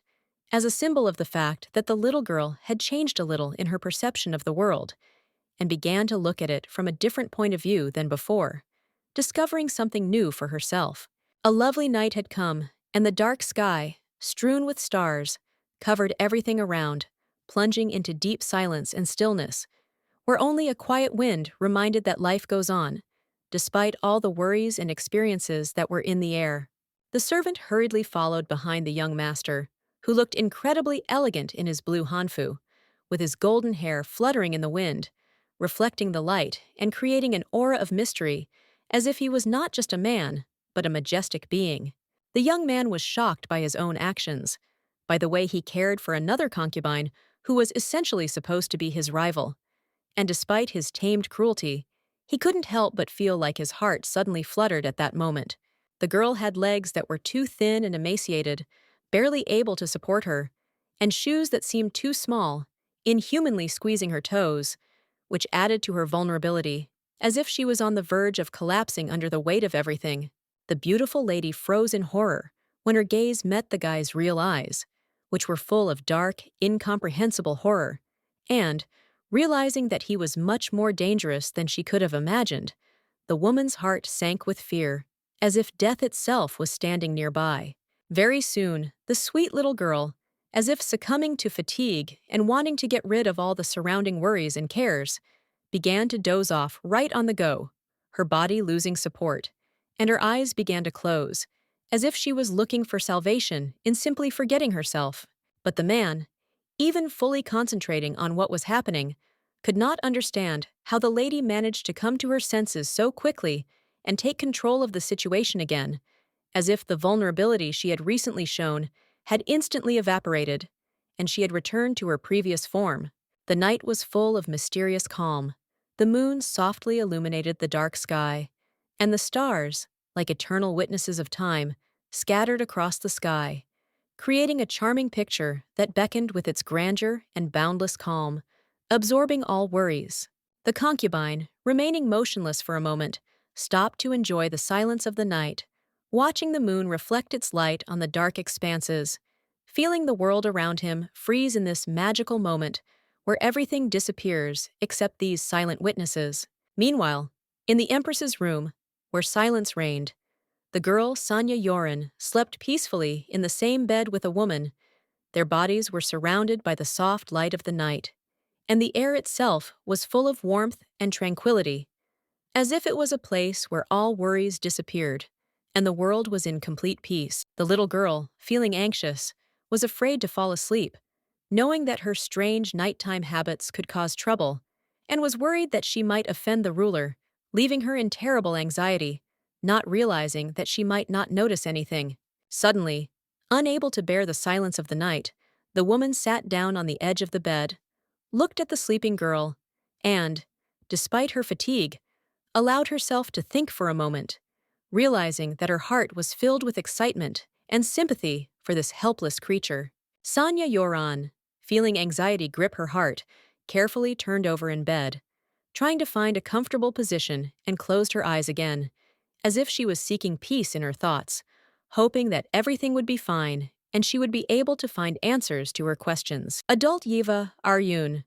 with slight concern, leaned over the girl, placing her hand on her small head, stroking her hair, feeling the girl's warm breath gently touch her skin, and tried to convey to her her care and sense of security. The empress, looking at the beautiful girl with a surprisingly soft and gentle look, said that the girl was poor, and in her eyes there was so much compassion and love that it seemed as if all the tenderness and desire to protect her from all troubles was hidden in this look. The girl, with difficulty opening her sleepy eyes, barely blinked them, trying to get rid of the heavy eyelids that seemed to be pulling her into an endless sleep. But she still tried to wake up, although the world around her was becoming more and more blurry, not giving her the opportunity to get rid of great fatigue. The ruler, feeling her responsibility for the girl, often extended her helping hand with sincere sympathy, repeatedly showing that she was ready to support her in any difficult situation, despite her power and the coldness hidden behind her images. The girl's thoughts, despite the touch of a gentle hand, involuntarily turned to the fact that, even if there had not been this care, her desire to survive and overcome all the trials of the palace and the empire was so strong that she would have coped in any case, without losing any hope. The large sky, illuminated by the soft light of the morning sun, covered with clouds, gave the whole world a feeling of freshness and newness, promising a new day in which the girl could again hope for the best, despite the difficulties and hardships that surrounded her. The sweet little girl, despite her sleep-deprived body and fatigue, still continued to rub her eyes, trying to find at least some relief from the heaviness of sleep.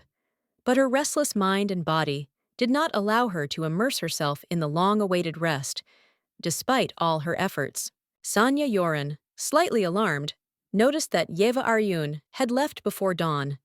And now the place next to her on the bed was empty, leaving only traces of the night's worries and the silence that filled the room, like the night silence after the rain that filled the space around. The pink dress, fluttering beautifully at the seams, attracted the attention of all the servants in the palace, who came in to help the new concubine dress, carefully preparing her as if it were an important ritual in which every gesture was thought out to the smallest detail. A hand with long scars that testified to a hard life took a white cloth and rinsed it thoroughly in water, absorbing the moisture before carefully continuing to care for the girl who needed to be helped through this day full of challenges and unfamiliar circumstances. Two maids carefully looked after the girl. One helped the girl wash herself, gently wiping her face from sleep, and the other offered her a morning drink that was supposed to wake her up and give her strength to meet the new day with renewed energy. In the hands of the maid was a bowl with a mysterious drink, which looked quite appetizing. Its aroma was pleasant and made the girl feel how her fatigue gradually receded, but at the same time she could not help but notice its strange, unusual shade. The young maid, dressed in a pink dress, was so optimistic that she smiled and confidently declared that this drink had been prepared with special care just for her, hoping that it would give her strength and vigor to start the day with ease and freshness. The little girl, frowning and feeling a strange taste in her mouth, almost regretfully but resolutely asked to add at least a little honey, hoping that such sweetness, even if small, would soften the bitterness of the drink, making it at least a little more pleasant. The lady, hearing the little girl's request, froze for a moment. Her eyes expressed deep surprise, and then her face lit up with a warm and soft expression, barely hiding her affection for how the little lady was already taking care of her own comfort with such confidence despite her youth. The maid, without losing a minute, instantly ran out of the room to find honey. Her steps were so fast that the air around her seemed light and cool, and the promise to return with honey sounded like a confident oath, and she strove to fulfill the request as quickly as possible. Meanwhile, while the young maids were wiping the clever girl's face with a soft cloth, her thoughts were full of bitter reflection. Perhaps she had asked in vain to add honey, and now her small request would only complicate the process, becoming an extra reason for concern. The servants stood transfixed, in tense anticipation, watching their little mistress with curiosity and caution as she tasted the drink they had so painstakingly prepared for her, not knowing how she would react to this surprise, especially given her delicate preferences. The lady frowned, trying to hide her displeasure, as the sweetness of the drink was too much for her refined tastes, and she had to restrain herself from spitting it out, tasting its cloying sweetness that was too rich for her refined perception. With a sparkle in her eyes and hope that the drink would still be suitable, the maid, with a touched expression on her face, quietly asked if the lady liked the drink, sincerely wishing that everything would be the best, and that she would feel comfort and pleasure from every drop. Suddenly, the little girl, as if unable to restrain herself from an impulse, jumped sharply off the bed and, landing loudly and abruptly on the floor, hit the hard surface with her feet with a dull thud, attracting the attention of the entire room and everyone present with her unexpected action. After this, as if justifying her unexpected act, the girl confidently and decisively declared that she would like to go for a walk, not paying attention to what had just happened, and impatiently waited for permission to fulfill her impulse, feeling a slight anxiety. The little girl, fully aware that she had to be on guard and careful, realized that among the other concubines, there might be those who were ready to weave various intrigues and plot against her, which put her in a vulnerable position and required special caution. That is why she thought that if the palace were suddenly under attack, she should be prepared for any outcome and think in advance about possible escape routes so that she could escape if necessary, always having a plan in case of an emergency. Despite all this, sadness overcame the lady when she remembered that her original intentions were full of the desire to explore and learn,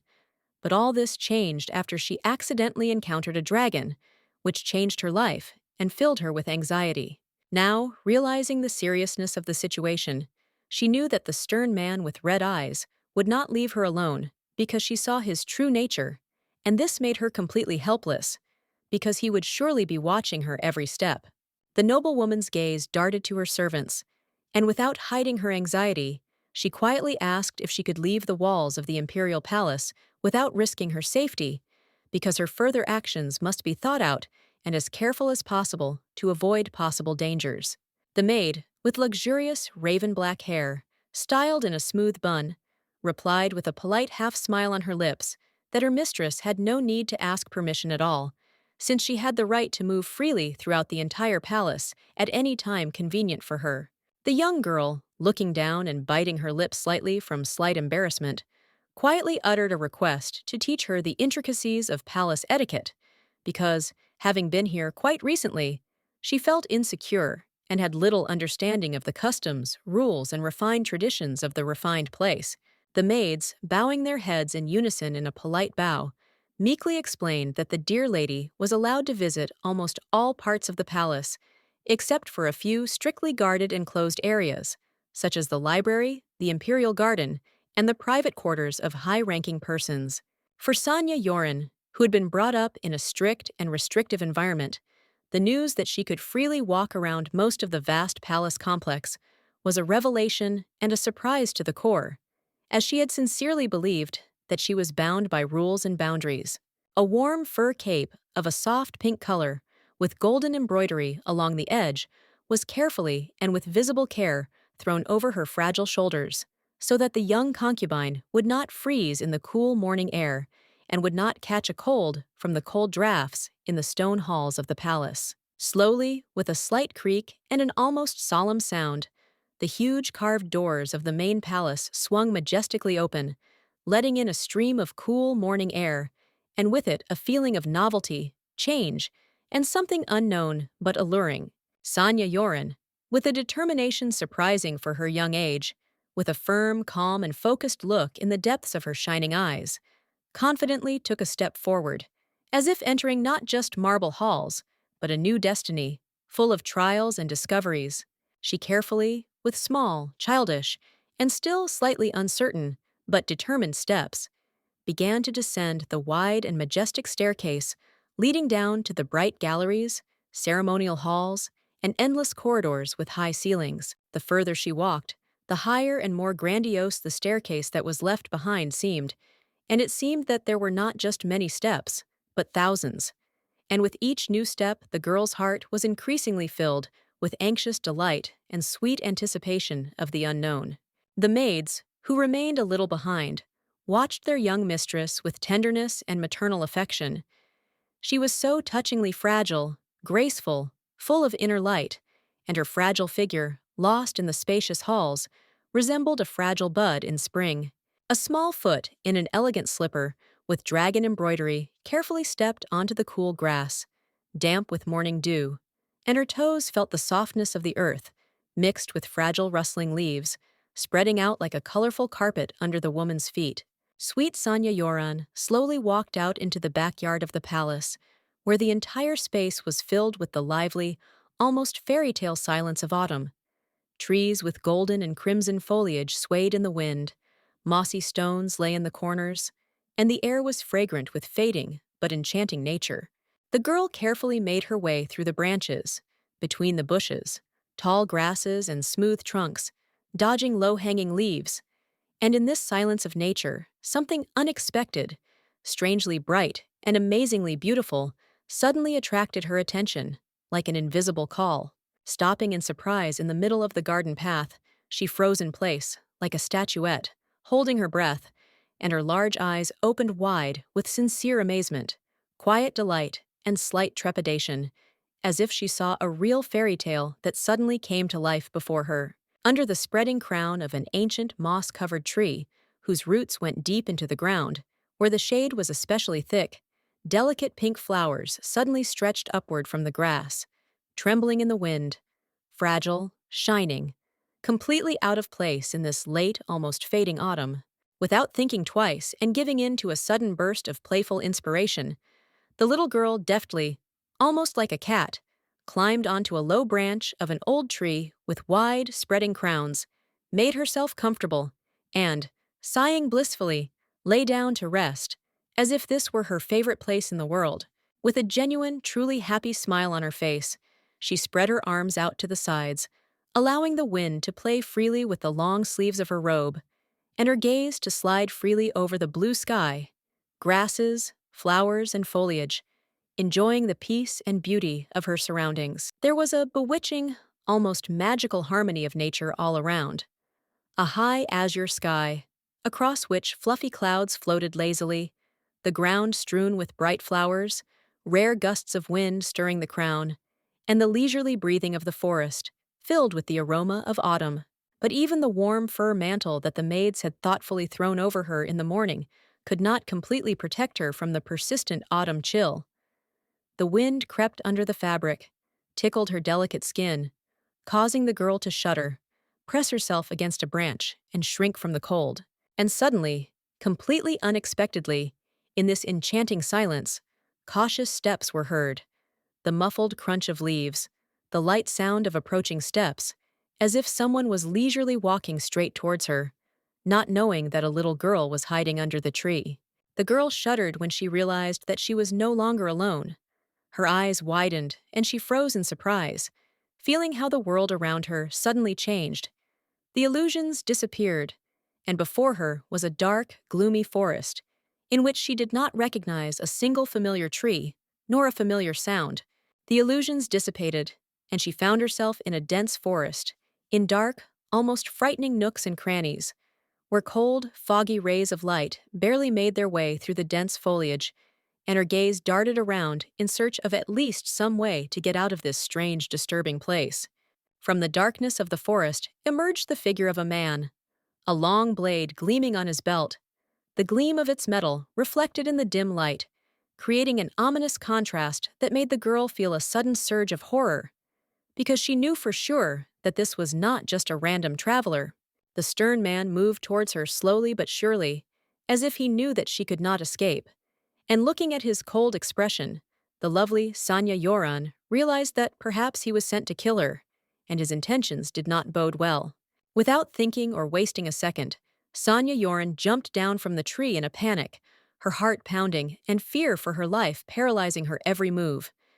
She could not afford to slow down as the danger was too close, and trembling with fear, she rushed to the side to save herself. The young man followed her quickly, his strong hand frozen at his belt where his sword hung, ready to come out of its sheath at any moment, and his every step sounded like a harbinger of imminent danger. He took his time, as if he was sure that she would not be able to escape. Suddenly, as the girl took a step, a sharp, unbearable pain pierced her legs, and she almost lost her balance, as if the very ground beneath her was opening up, not allowing her to hold on in this world full of horror and mortal threat, which suddenly became her terrible reality. Unable to stop herself from falling, Sanya Yoran was unable to stay on her feet, and, unable to avoid the inevitable, fell to the ground with a dull thud. Her hands met the cold and damp earth, covered with dirt and wet leaves, and the painful blow to her hips left a deep mark, reminding her of the inevitability of fear. The young girl sat on the ground, trembling with fear, feeling her heart beating in her chest, feeling death approaching her, and it seemed that her time was almost up, because the steps of this stranger were approaching, and the noblewoman understood that her life was hanging by a thread. The good noblewoman tried to rise, but horror and fear paralyzed her body. Every muscle resisted, and the trembling that gripped her did not give her the slightest chance of movement.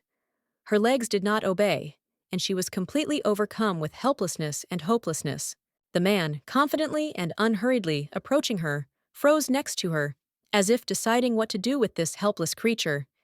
His shadow fell on the girl, absorbing her like an ominous sign, causing her heart to beat faster, and her thoughts to blur in anxiety, as if the darkness itself had come for her. It was Garam,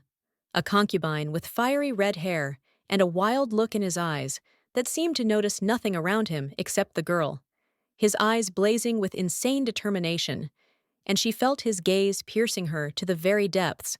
consuming her like fire consumes everything in its path. Suddenly, with a wave of his hand, he summoned a bright flame in front of him, which flared up instantly, and its tongues of fire instantly enveloped the space around, filling the air with heat and an eerie light, ready to engulf everything that would be in its path, as if fate had compressed itself into one moment. The flames shot up, burning everything in their path. And now she no longer had a single safe path to escape. She realized that the fire surrounded her from all sides, and there was no way out except to stand in front of this hell face to face, feeling how the heat radiated more and more with each passing second. They found themselves in the very heart of the forest, where only the furious tongues of flame illuminated the space, and there was not a single saving path around. And the girl realized that her fate was now decided by this fierce fire, which was impossible to fight, and only fear remained her only companion. The man frowned and, slowly approaching the girl, looked at her carefully. His gaze was cold and assessing, as if he was trying to understand what was happening in this restless and frightened mind, as if he knew what the girl was going through at the moment. Sweet Sanya Yoren, unable to contain her feelings, began to cry. Her tears flowed down her cheeks, and with trembling lips, she sobbed, whispering, begging the guy not to kill her, not to end her existence in this cruel and crazy world, full of fear and pain. The handsome concubine, watching the girl in surprise, suddenly froze, not understanding what she was even talking about. His face distorted in bewilderment, and he asked with slight irritation, as if she lacked the intelligence to understand what was happening in their dangerous and unknown world. There was an awkward pause, during which the young man asked again, with obvious displeasure, what kind of nonsense this girl had just blurted out. Her words sounded so ridiculous that he could hardly believe that they were coming from her, so scared and innocent, as if she did not realize the full danger. Strong Garam, having relaxed a little, sat down next to the little girl, and finally calmly said that he had not even thought about killing her, wondering why he would need to do this at all, considering that her life did not pose any threat to him, but only aroused curiosity. Sanya Yoran froze in surprise, her mind momentarily unable to comprehend what was happening, and her heart pounding so hard that she felt like it was about to burst out of her chest, and she was ready, almost automatically, to beg for mercy, feeling completely helpless. Suddenly, as if something had changed in his mood, the man hand with a wire button, his thing ringing silent, his weapons fell to the ground. If he acknowledged defenselessness before her, his gesture was an unusual sign of trust. After the weapons rolled across the grass, Garam took his time expressing his belief that perhaps it was enough, that he had gotten rid of all his weapons for her sake, now remaining unarmed, as if that created a new dynamic in their interaction. With tears in her eyes, Sanya Yoren, unable to contain the emotions that had surged through her, nodded quietly, as if confirming that she was no longer afraid of his gesture, that she was ready to trust his words, believing that this moment would somehow be able to change their relationship for the better. However, despite her weak confirmation, the young man, clutching his head in utter despair, cursed himself, realizing that everything had not gone as he had planned, and the situation had become much more complicated than he could have expected, leaving him in a state of complete confusion and inner embarrassment. After that, with obvious concern and slight excitement, he carefully asked her if she was very scared, because in his opinion, she almost fell, rushing to run away from him, which caused him a feeling of awkwardness, guilt, and regret for what happened, as if his actions led to such consequences. Having received no answer to his question, the young man, a little worried by the silence, again tried to find out what exactly made her react so strongly, and immediately, without wasting time, the girl bowed to him as a sign of respect, asking for forgiveness for her words and actions. The man, noticing her humility, awkwardly looked away and, slightly stuttering, asked her not to apologize, because it was he who was at fault before her, and this time it was he who should apologize for his actions and words that so hurt the fragile female soul. He explained with a slight sigh that he had come not only to apologize to the girl, but also to return her old maid, hoping that this would at least slightly atone for his mistakes and help to mend the relationship that he had so badly damaged with his behavior. The girl, having deeply thanked the man for his help and support, could not get rid of disturbing thoughts, mentally drawing not the best words, because she had put so much effort into finding out about the spy. But he had returned her back, leaving her in complete confusion. When the concubine, with anxiety in his voice, carefully asked if she was angry with him for what had happened. The calm Sanya Yoren, with a slight smile, full of confidence, answered that she was not angry at all, and, on the contrary, felt grateful for his help, despite the absurdity of the situation. Suddenly, the voices of the maids were heard, and the little girl, in panic and alarm, cried out loudly that they had already begun to look for her, realizing that her absence could cause anxiety and fear in those who were dear to her, which only increased her growing anxiety. The maid, overcome with terrible fear and complete panic, rushed through the thick bushes with a loud scream and quickly reached the couple sitting in a secluded corner, hidden from prying eyes, in complete despair, trying to attract their attention and help, not understanding what was happening. However, upon seeing the picture, the lady froze, shocked and dumbfounded. Her mistress was not alone. Next to her was another concubine, dressed in a dark cape, and at that moment she could hardly believe what she saw with her own eyes, overcome with anxiety and confusion. Agitated and restless, the maid rushed to the little girl and, with anxiety in her voice, asked how she had managed to avoid serious injuries, because there were traces of dirt on the girl's body, although she seemed unharmed and uninjured, which seemed surprising. The beautiful lady's clothes, a woman's cape, were covered in a layer of dirt and dust, as if she had been wading through a storm, and every stain on the fabric was a reminder of a long and difficult journey that had left an indelible mark on her appearance and aura, leaving a sense of disaster and poor fate. Looking away and feeling an unpleasant sense of guilt wash over her, Sanya Yoren sincerely apologized for getting her clothes dirty, but her words were unconvincing as the worry and confusion in her eyes were obvious, and she still felt deeply awkward. Suddenly, the maid, gently and lovingly embracing the little girl, assured her that now everything would be fine and she would not suffer anymore, bringing comfort to her soul like a warm light that was supposed to drive away all fears and return the long-awaited peace to her heart. After this, the servant, filled with sincere gratitude, expressed his appreciation to the concubine for helping them find the baby, thanking him for not leaving them in their difficult moment and doing everything possible to return the girl to their hands, despite the dangers. With surprise in her eyes, Sanya Yoren turned around and, feeling some strange anxiety, asked what happened, trying to understand why Garam had suddenly spoken in his confusing words, leaving a feeling of slight uncertainty and confusion in her soul. Oh, realizing that she had said too much, the girl bowed slightly with respect and apologized, feeling how awkwardness from her words instantly overwhelmed her, while the man, immersed in deep thought, thoughtfully settled down among the weapons that he had previously carefully scattered on the grass. Soon, unexpectedly and rather abruptly, the man extended his hand to the girl, as if offering her something important and valuable, as if this strange gesture contained a special meaning that the sweet beauty had to understand, or somehow realize its significance. Sanya Yoren thought about it, trying to understand what exactly he wanted from her at that moment, and how he managed to change his behavior so abruptly. Suddenly it dawned on her. A thought pierced her head like lightning, and she realized that his intentions were much more complex than she could have imagined. The girl, as if hoping for something important, reached for the weapon. Her small hands with difficulty grabbed the shuriken, blade, and dagger, and she felt how the heavy weapon in her hands became unusually heavy, despite its true weight, which added to her excitement. Slowly and carefully, with great confusion and anxiety in her eyes, the girl handed all this to the guy, her small hands trembling with tension, and the guy sitting next to her suddenly froze. His face became surprised, as if he expected something completely different. Garam froze. His body seemed to be paralyzed, and in the oppressive silence that fell at that moment, his eyes widened, reflecting complete bewilderment and deep surprise at what had just happened,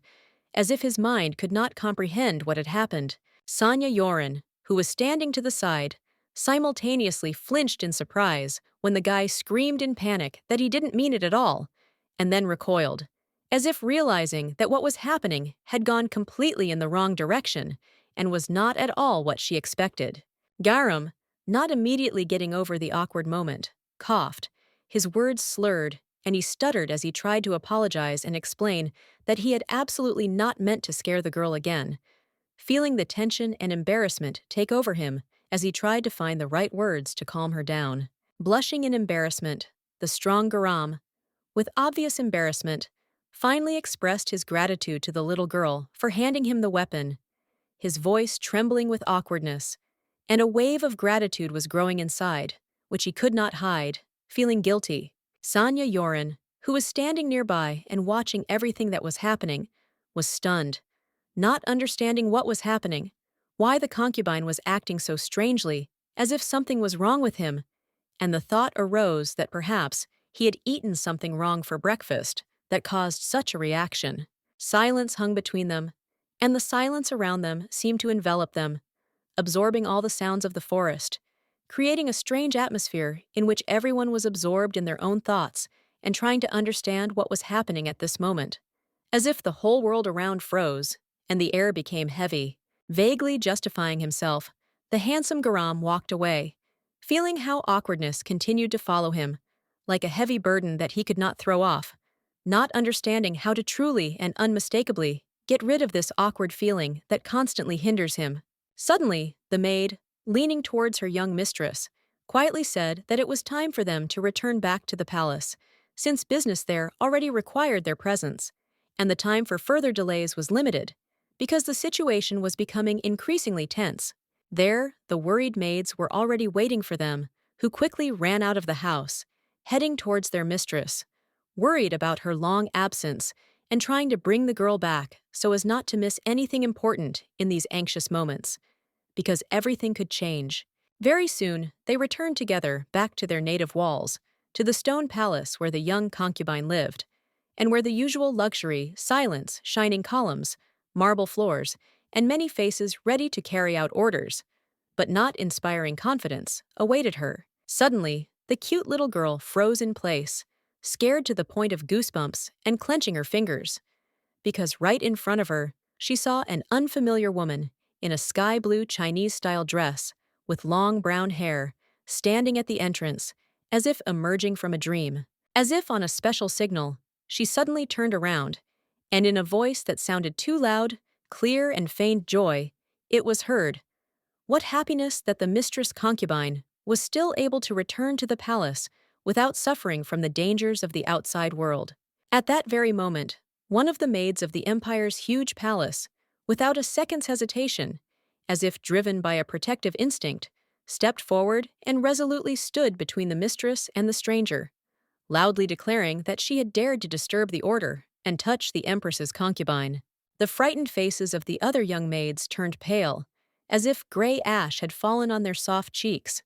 but one of them ran after the guards, realizing that the violation committed by this woman could cost everyone their heads if the matter reached the ears of the master himself. The beautiful Sanya Yoren watched silently, feeling the ghostly aftertaste of someone else's fingers and cold words on her shoulders,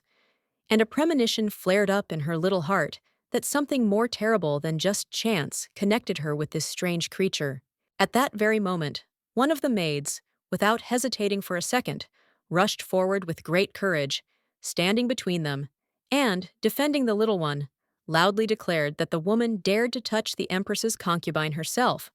which was the greatest insult. The girl suddenly screamed with a desperate note in her voice, claiming that she was a lady-in-waiting who had faithfully and devotedly served another high-born concubine, and had now come here to convey an important and urgent message despite the alarm thickening in the air. The adult woman stood awkwardly in one place, looking away in confusion, when the girl, in a quiet, surprised, and slightly anxious voice, asked her to repeat who exactly she served, as if hoping to hear a name that might clarify what was happening. The stately lady, abruptly pushing the little mistress away from her, rudely declared that she had come to convey an important message. The young concubine had been waiting for her in his chambers for a long time, but, unfortunately, she had disappeared, and now, because of her delay, they had to stand there for an eternity. The beautiful little girl, with difficulty gathering herself, instinctively raised her weak arms to the maid for support. Her face reflected fatigue and pain, and her body felt heavy, as if every cell resisted the events that were unfolding around her. Holding back a feeling of great anxiety, the girl wondered what could have prompted the concubine with the blood of a dragon to invite her to his place, because she had neither the will nor the reason to agree to this meeting, which could not help but cause an indefinite fear and bewilderment in her soul. The water was calm and clear, and the lotus petals, like weightless feathers, floated on its surface, creating an atmosphere of peace and amazing beauty, where every detail seemed permeated with tenderness and lightness, and the air itself was filled with harmony. Beautiful Sanya Yoren sank into a hot bath with pleasure, drowning in water up to her nose, feeling how her body gently relaxed, and her thoughts carried her away to a world of complete silence and peace, where there was no place for various worries and anxieties, only peace and tranquility. Suddenly, by some strange surprise, a warning voice came from the pink circle surrounding the bathtub,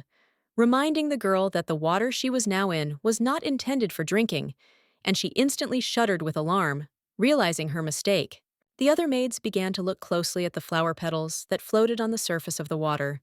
their thoughts deep in thought, also doubting whether these petals were safe to eat or whether they were simply decorating the water with their beauty, adding to the mystery of the moment. The lady in the pink hanfu, with a worried expression on her face, raised her hand to the girl's face, sternly ordering her to immediately spit out whatever she had tried to eat in the bathroom, as if she understood that this mistake could lead to undesirable consequences. The servants, growing increasingly agitated, began to spread rumors that these flowers, gliding smoothly across the surface of the water, could be poisonous and deadly, causing panic among all those nearby and making people worry about their safety, creating chaos and unrest. Surprised and confused, as if she had forgotten how to react correctly in such situations, Sanya Yoren froze in place, wondering how the ladies could panic over such an insignificant thing, because there was no logic or rationality in their behavior, and all this looked like groundless fears. Eventually, after investigation, it became apparent that the servants had made a mistake and mixed up the flowers, which led to completely unnecessary excitement, since in fact there were no dangers, and all the noise was simply unnecessary, as it created fear out of nothing. Suddenly, Sanya Yoren attracted all attention by calling her maids and raising her hand,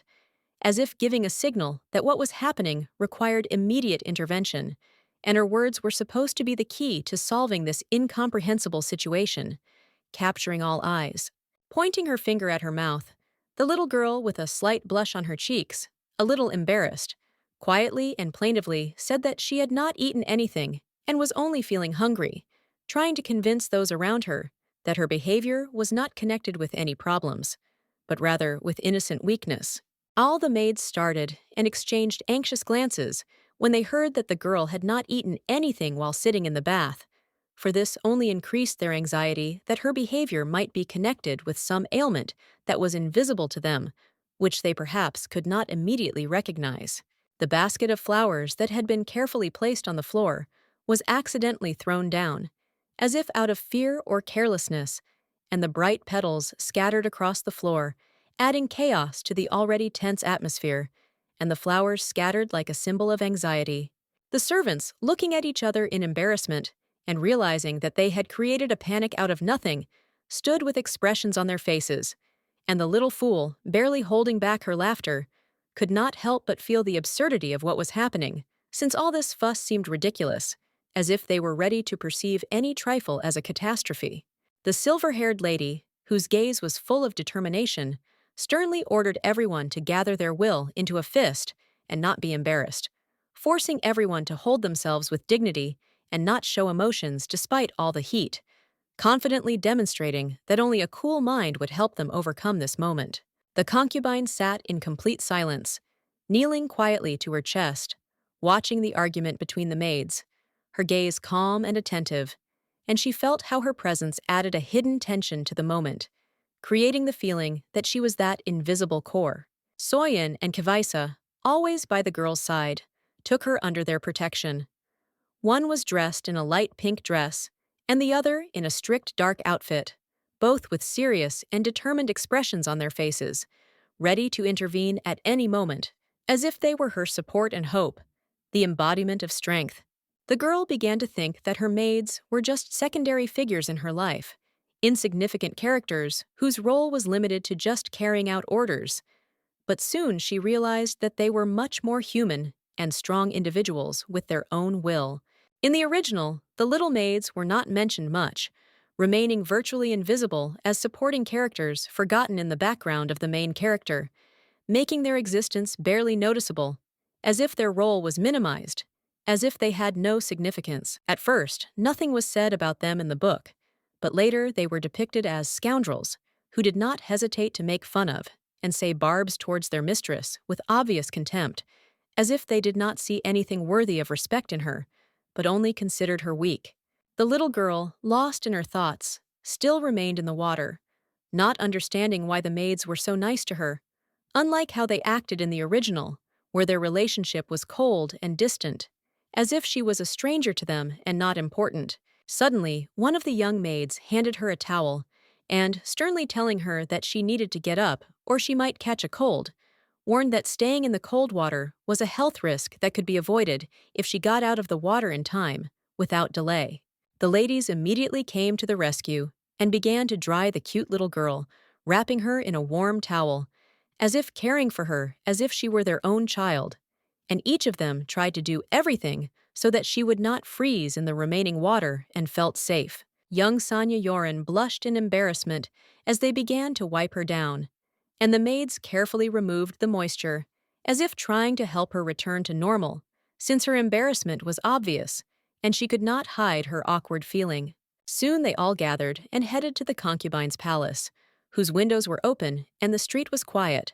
while the palace was a luxurious building with many maids dressed in blue dresses, creating a sense of wealth and grandeur. Sanya Yoren, her mouth wide open in surprise, could not hide her impression of what she saw when she first found herself in one of the richest and most majestic palaces belonging to one of the empress's main concubines, amazed by the scale of his property. His huge palace alone, in comparison with the sweet little girl's house, turned out to be 3 times larger, filling her heart with admiration, as if she had realized for the first time what real wealth and greatness are, which is sometimes not so easy to appreciate initially. Suddenly, the man's maid, sharply pointing her finger at the guests, without any explanation, declared that only Sanya Yorn herself could go further, and everyone else should remain outside the palace and wait outside, which caused slight bewilderment and made everyone feel out of place. Soyen and Kavasa were indignant at this order. They could not even think of letting their little mistress go alone at such an important moment, especially when the whole palace and its grandeur concealed many secret dangers and various difficult trials. However, the rude maid, slightly bowing her head in a sign of inevitability, stated with cold confidence that such actions of other ladies violated palace etiquette, and even the closest ones must respect the rules established for maintaining order and strict discipline. Sanya Yoren stood there, feeling awkward and confused when she was finally invited to continue her journey, but without her loyal servants, and this feeling of loneliness against the backdrop of the majestic palace only increased her anxiety, as if she was losing her footing in this unfamiliar world. Suddenly, the lady-in-waiting grabbed the girl by the hand with such force that the girl screamed in pain, barely holding back her tears, and, trembling, asked the concubine not to make the empress's chief concubine wait, otherwise it could lead to trouble for everyone. Soyen and Kavesa, completely shocked by such rudeness, opened their mouths in amazement and prepared to intervene to protect their little mistress. But they realized that they could not say a word against those who were higher in status than them,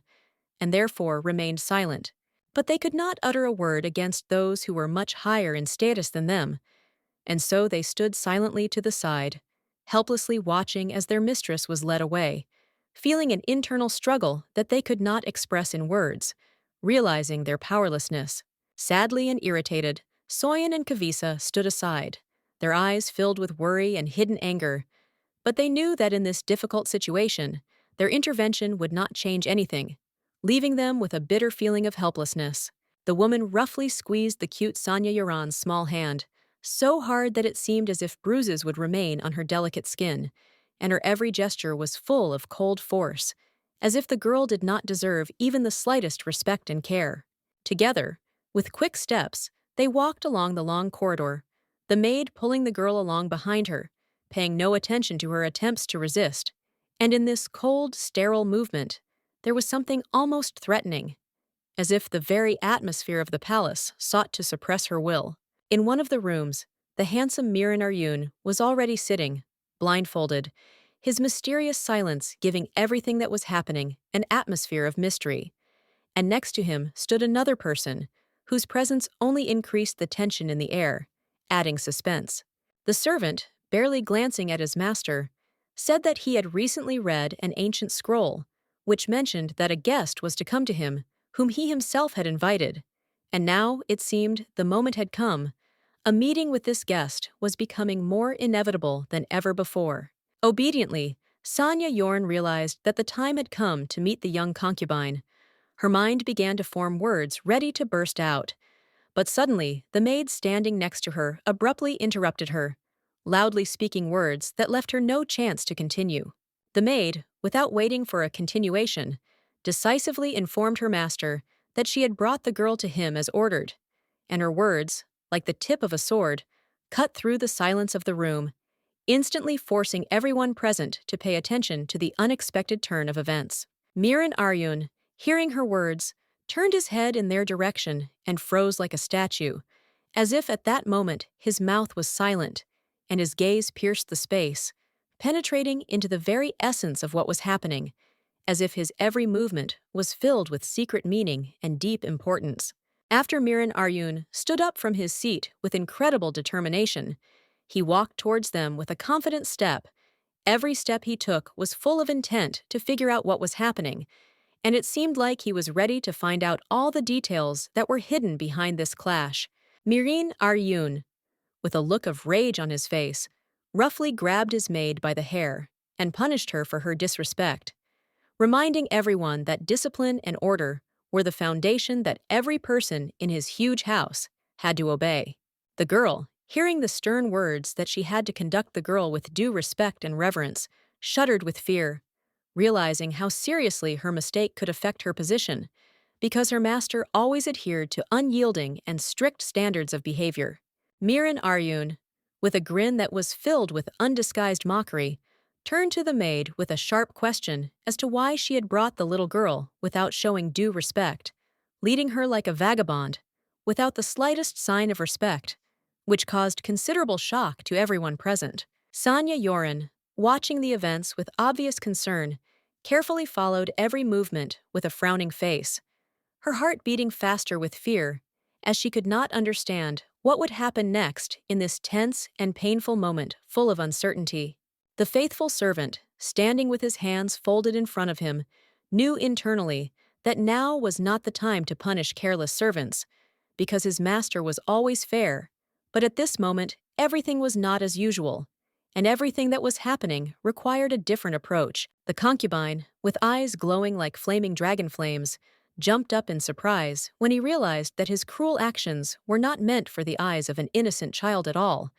and now he could not believe how terrible his behavior was at that moment. Therefore, without hesitating for a moment, he let down the maid's hair, pushing her away suddenly and sharply, which caused the girl to scream in pain, because her body, like her soul, could not withstand such a cruel act, forcing her to clutch her chest in despair. With an interest that hid a barely noticeable shade of discontent, the man turned to his servant with a question about what to do now so as not to frighten the girl, because his eyes, like bright lights of dragon flame, shone with cold determination and anxiety. His eyes, filled with a deep scarlet light, sparkled in the semi-darkness with a predatory brightness, as if the abyss itself was visible through them. In each of his glances there was a silent threat, and the air next to him became oppressively heavy. The maid, feeling her heart beat faster, shuddered when the sentence was passed on her, to send her to the flower garden, which, as it turned out, was not just a punishment, but a real test, capable of changing her fate and mental state. The concubine, with a smile that concealed a mixture of regret and politeness, apologized to the new concubine for what had happened, noting that she would have to become a participant in this entire terrible scene, which she would forever remember. Sanya Yoren, looking down slightly guiltily and adjusting the folds of her light silk dress, admitted that it was she who had made a mistake and was late, but her companion noted with a slight smile that ceremonies and formal etiquette were not at all necessary. Looking up in surprise and slowly blinking in surprise, the young beauty tore her eyes away from her thoughtful thoughts when she was offered to forget about boring traditions and instead enjoy the exquisite aromatic snacks prepared for her arrival. Miran Aryun, squinting with a slight slyness, gracefully adjusted a strand of hair, and with a soft intonation in his voice, asked the girl if she would be against spending a little time with him in a secluded, cozy environment, away from prying eyes and noise. With a slightly strained, politely maintained smile and a light sigh, young Sanya Yorin quickly realized that she had no chance to refuse, and so, gathering the remnants of her dignity, reluctantly, but still gracefully, agreed to the proposed meeting. They strolled leisurely through the graceful carved pavilion, decorated with fine patterns, where below lay quiet water, strewn with delicate lotus petals, surrounded by a rustling forest, to which led a neat stone staircase in an interesting Chinese style. A fine porcelain cup with an elegant pattern was filled with warm amber tea, which was poured with special attention, as if the tea drinking itself was a sacred ritual worthy of respect, silence, and unhurried contemplation of the beauty of this moment. The girl, like an obedient servant with light movements, bowed reverently, completing the ceremony of pouring fragrant tea, and silently stepped aside, giving way to a place in the gazebo where there was furniture specially designed for sophisticated tea drinking. The exquisite table, made of dark wood with carved legs, was decorated with a variety of sweets and treats, neatly laid out on elegant dishes. Each dessert looked like a small work of art, enticing with its taste and aroma. Sanya Yorin, barely containing her surprise, peered with curiosity and slight wariness at the variety of exquisite treats. Some of them were completely unfamiliar to her, as if they had flown in from a distant Eastern fairy tale and were appearing before her eyes for the first time. The man laughed softly into his fist, looking down slightly, and admitted that he was worried, not knowing what kind of food the children preferred. And so he brought a lot of different treats so that the little girl could choose what she really liked and what would suit her. Sweet Sanya Yorin bowed forward slightly and quietly thanked the man for such touching care, trying not to look like a spoiled or capricious girl in his eyes, because she wanted to show restraint, respect, and great gratitude. The man, who now looked calm and even smiling softly, had previously seemed completely different.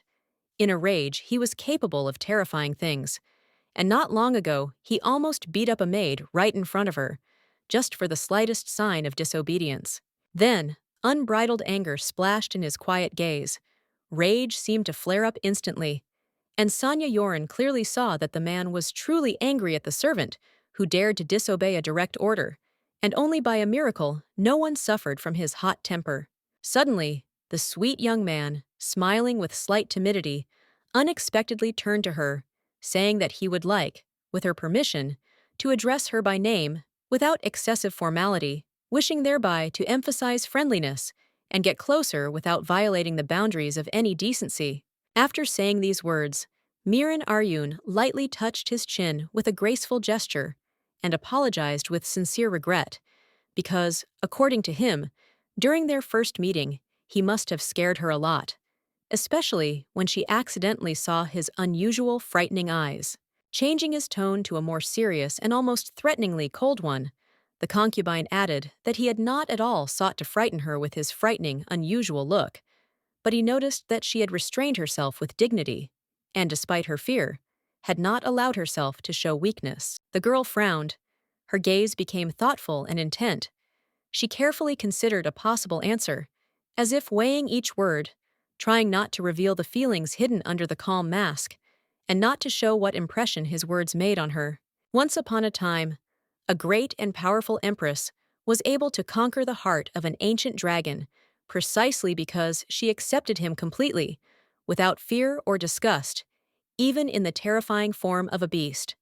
And this became a symbol of deep loyalty, true love, and the strength of a fearless heart. The handsome young man froze in place with genuine amazement when he heard that he had not actually frightened the girl at all, and a surprised relief appeared in his gaze, as if this confession had dispelled his previous doubts and worries that had lurked in the depths of his great soul. In response, the young girl smiled softly,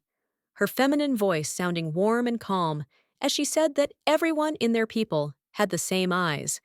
And looking down, she apologized for unwittingly causing him to worry and be tormented by vain doubts. The charming young man suddenly changed, as if his great anger had changed to mercy. His face was again lit up by a sincere smile, and he said that now he felt as if a heavy stone had fallen from his heart, freeing his soul from the oppression that had been pressing all this time. Suddenly, the young and intelligent Miran Aryun slowly raised his hand, and the girl stared at him with slight confusion and obvious surprise,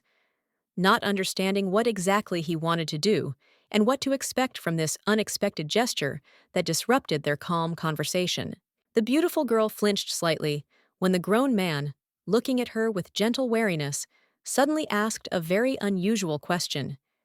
Could he, just once, stroke her head if she did not mind, and allowed him to do so with all due respect? Having received her calm and almost shy consent, the man's hand slowly reached out to her. Long, graceful fingers approached with caution. In this gesture, one could feel an unexpected softness, rare for such a formidable and reserved man. Stroking his new concubine on the head with almost fatherly tenderness, the cunning Mirin Aryun quietly said that she was surprisingly kind and sensitive, and reminded him how many times before she had sincerely apologized to him, trying not to hurt men's feelings and showing respect. After this, the guy, without changing his soft tone, mysteriously added that not all people would be as friendly as she was, and therefore the girl should not reveal his secret to anyone, even if someone seemed kind. Trust can sometimes be deceptive. With a light, understanding smile, the girl confidently replied that she understood his hint, and of course, would keep this secret a secret, because if he trusted her with it, it meant that the sweet beauty had truly earned his trust and was now obliged to justify it, no matter what the cost. Their leisurely, warm conversation came to an end, and the stern man, lazily looking up into the sky, noticed that time had flown by unnoticed. The sun was already sliding over the horizon, painting all the clouds in scarlet golden hues, foreshadowing the end of a long day. An unexpectedly warm, surprisingly gentle palm gently touched the tender cheek of the young girl, and the handsome young man, with a slight smile, asked if the noblewoman would like to join him and dine in his luxurious palace, where a generous table with treats was already set. High above the graceful roof of the pavilion, light birds flew. The sky was covered with transparent clouds, and the cool evening breeze, filled with the aromas of an elegant garden, swayed the branches of the trees, creating a feeling of serenity, good comfort, and quiet closeness. On the table in front of them was a variety of amazing Chinese dishes, aromatic soups with herbs, hot and spicy appetizers, steamed buns, fried meat with vegetables, as well as sophisticated desserts decorated with petals and various paintings. With graceful, polished movements, the Chinese chopsticks with their delicate patterns carefully picked up an appetizing golden brown piece of delicious fish from a fragrant plate covered in steam, and gently brought it to her lips in anticipation of the first taste. Without thinking for a moment, the beauty, with slight haste but without losing her grace, confidently shoved the tender, fragrant food into her mouth, allowing the taste to spread throughout her tongue, and felt herself shudder internally from unexpected pleasure. She almost burst into tears right at the table, almost couldn't hold back, because the taste was so amazing, deep, rich in spices and aromas, that her heart trembled with surprise. It was like a blessing from heaven on a woman's soft lips. Her carefully thought-out plan of merely pretending to eat, while secretly refusing to eat so as not to reveal her disgust, had failed completely. For now she knew that she had tasted the food of the gods, and it was simply impossible to refuse. Pleased as a little chipmunk, the beauty happily began to eat all this food in a row, not paying attention to the variety, and each new taste seemed more and more delightful to her, like a true pleasure that was impossible to refuse. When asked by another handsome concubine, who noticed her unusual meal, The girl responded with slight embarrassment and agreed without hesitation, and casually mentioned that she was barely 8 years old, which was an unexpected detail in their long conversation. To which the man, slightly frowning and thoughtful, drawled that 8 years is still not that long in life, and she has so much ahead of her to learn, see, experience, because the most important moments of life are just beginning to flow, and she has not seen much yet. He carefully pointed to her face with his hand, carefully, like an experienced artist, studying her features, and quietly, with a slight intensity in his voice, asked why she never laughed, despite the fact that her face was truly beautiful,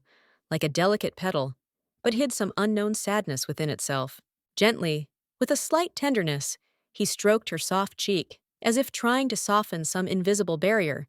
and said that with a smile on her face, she would be even more beautiful, like a flower that cannot fully open until it lets go of its great fears. The little girl froze in horror, her eyes widened in surprise and fear, and even her breath was held, because the man's voice sounded not just soft, but with some kind of threatening subtext, which left no doubt about his intentions and made her heart beat faster. The girl forced a smile onto her face, trying to hide her inner uneasiness, and laughed quietly. But her laughter was awkward and timid, because she was afraid that she would be punished if she did not do it the way he liked, and her heart was beating wildly from great fear. The concubine, seeing her tension, removed his hand from her face and softly said that the girl was the kindest, as if trying to reassure her so that she would feel more confident, but there was still some hidden tension in his voice, as if he knew that she was afraid. After that, taking another dish with exotic ingredients with his chopsticks, he offered the little girl to try it, assuring her that she would definitely like it, because this dish contains the real magic of Eastern cuisine, which even those who have tried it cannot forget. And his words sounded like an order. Young Sonya Yoren's whole body trembled, and her heart sank with fear that the man might have given her something tasteless, trying to deceive her or test her tolerance, and as if sensing a catch, she looked at him with alarm, but did not dare to refuse. Slowly, with visible tension, she bit the piece of fish, her teeth clenched like wooden sticks, and she felt her body tense, ready for any unexpected turn, feeling how the taste began to slowly fill the woman's mouth. After that, when she finally swallowed, her heart sank in horror, and she froze, realizing that she might have made a mistake, feeling a strange taste that made her wonder if it was normal or if she had made a mistake, internally weighing the consequences. She covered her mouth with her hands, realizing that she was feeling nauseous again, and tried not to cough, afraid that it would only make her feel worse. She held her breath, trying to regain control, but she increasingly felt her body beginning to succumb to the reaction, and her mind losing clarity. Without waiting, she suddenly jumped to the side and began to cough loudly, trying to take a breath to calm her dry throat. But the cough did not stop, as if it did not want to let her go, and with each new attack it seemed that her strength was waning. The man sitting next to her watched her with an unusual expression on his face, feeling an inner uneasiness, and, frowning slightly, quietly asked if everything was all right with her.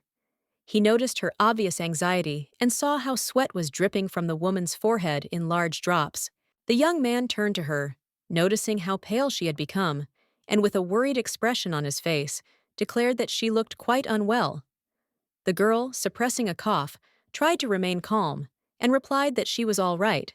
despite the obvious weakness that had taken hold of her body. Before they could calm down, another handsome concubine with bright red hair suddenly burst into the room, his face distorted with anger, and he angrily shouted the other guy's name, causing everyone to flinch at the harshness of his voice that broke the silence. It was Garam, the handsome concubine, who entered the chambers with a bright expression of malice on his face.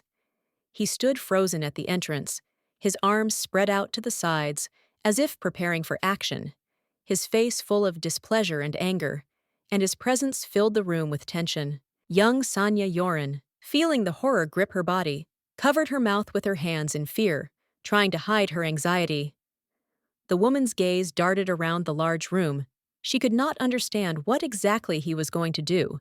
and the fear that had gripped her did not let go. Garam froze in shock, his face distorted with sudden bewilderment and displeasure. Frowning, he could not believe that here, in this place, he saw a girl, completely not expecting her appearance in such a situation, which only aggravated his irritation and complete anxiety. Without wasting any time, he strode towards the couple sitting at the table, his steps quick and determined, as if he knew he had to act immediately to sort out this unexpected situation and find out what was going on, as well as punish those who dared to disobey. With a sharp movement, he grabbed the blonde by the clothes, roughly pulling him towards himself, as if not allowing him to retreat or justify himself for a second. Rage flashed in his eyes, and his hands clenched into fists, ready to strike, and he was ready to destroy the one who dared to do so. Looking aggressively at his interlocutor, Garam said with contempt that he was a stinking scoundrel. His face turned red with anger, and the veins on his temples bulged. His eyes sparkled with rage, like those of a beast ready to attack and instantly kill, without any. Miran Aryun froze in bewilderment when he heard the question of what he was going to do with the innocent little girl, his gaze full of confusion and internal conflict, because he would never allow himself to do something like that. But now he was forced to justify himself. After this, the young man, with irritation in his voice, quickly replied that he had not done anything like that, and had no intention of doing so, trying to drive away the terrible anxiety and all the various doubts that had arisen around what was happening, because he was confident in his intentions. Garam quickly turned towards the girl, looking her over carefully, as if checking to see if she had been harmed by the recent events. His quick movements were full of determination and care, and despite his displays of aggression, he could not allow her to be harmed by someone else's actions. Sienya Yoren, frightened and trembling, could hardly hold back her breathing, which was becoming more and more intermittent from fear. Remaining seated at the table, she instinctively tried to hide behind its wide edges, feeling how every movement of Garam caused her an increasing feeling of anxiety and uncertainty. The man, without showing any further complex emotions, pushed the blonde away from himself, while firmly ordering the girl not to be afraid of him, and also to say directly if she was forced to eat something bad or unpleasant that could frighten the noblewoman. Miran Aryun, feeling the tension in the air, calmly and confidently put his hand to his chest, after which he replied that the girl could have continued to enjoy the meal if it were not for the intervention of Garam, who with his aggressive behavior disturbed the calm atmosphere of the dinner. These words, however, clearly did not please the red-haired guy. He clenched his teeth tightly, his gaze became more and more intense, and, without hiding his displeasure, he ordered his interlocutor to repeat what he had said, preparing for further conflict. Miran Aryun, as if guided by an unknown instinct, full of care and anxiety, hastily walked towards the frightened girl and, approaching, with amazing caution, wrapped his palms around her waist, intending to lift her, like a tiny bird, from the ashes of fear. Finally, the handsome guy gently picked up the baby in his arms, pressed her tightly to his chest, like a precious crystal vessel, and, stroking her back, began to speak with incredible tenderness, assuring her in a whisper that everything was already over, she was safe, and there was no more room for fear. Sweet Sanya Yoren, who had not expected such a change, stood frozen as if paralyzed in his arms, not daring to move.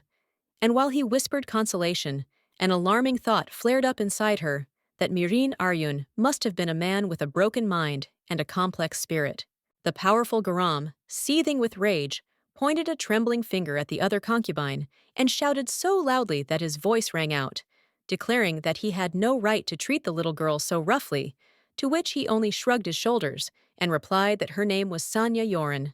and it was sacred. Watching as the girl, like a priceless treasure from distant legends, was carried in his arms through the silent crowd, the man, his gaze blazing and his face distorted with anger, almost belched out a huge flame, shouting for the impudent concubine to immediately put her down on the ground. With a slight bow of his head and a wry smile, the handsome Miran Aryun, with deliberate calm and a subtle hint of mockery in his voice, remarked that if Garam did not stop his reckless behavior, he would, alas, have to be taught a couple of refined lessons in etiquette. Suddenly, breaking the fragile silence and the growing tension between the men, the girl, as if having gained rare courage,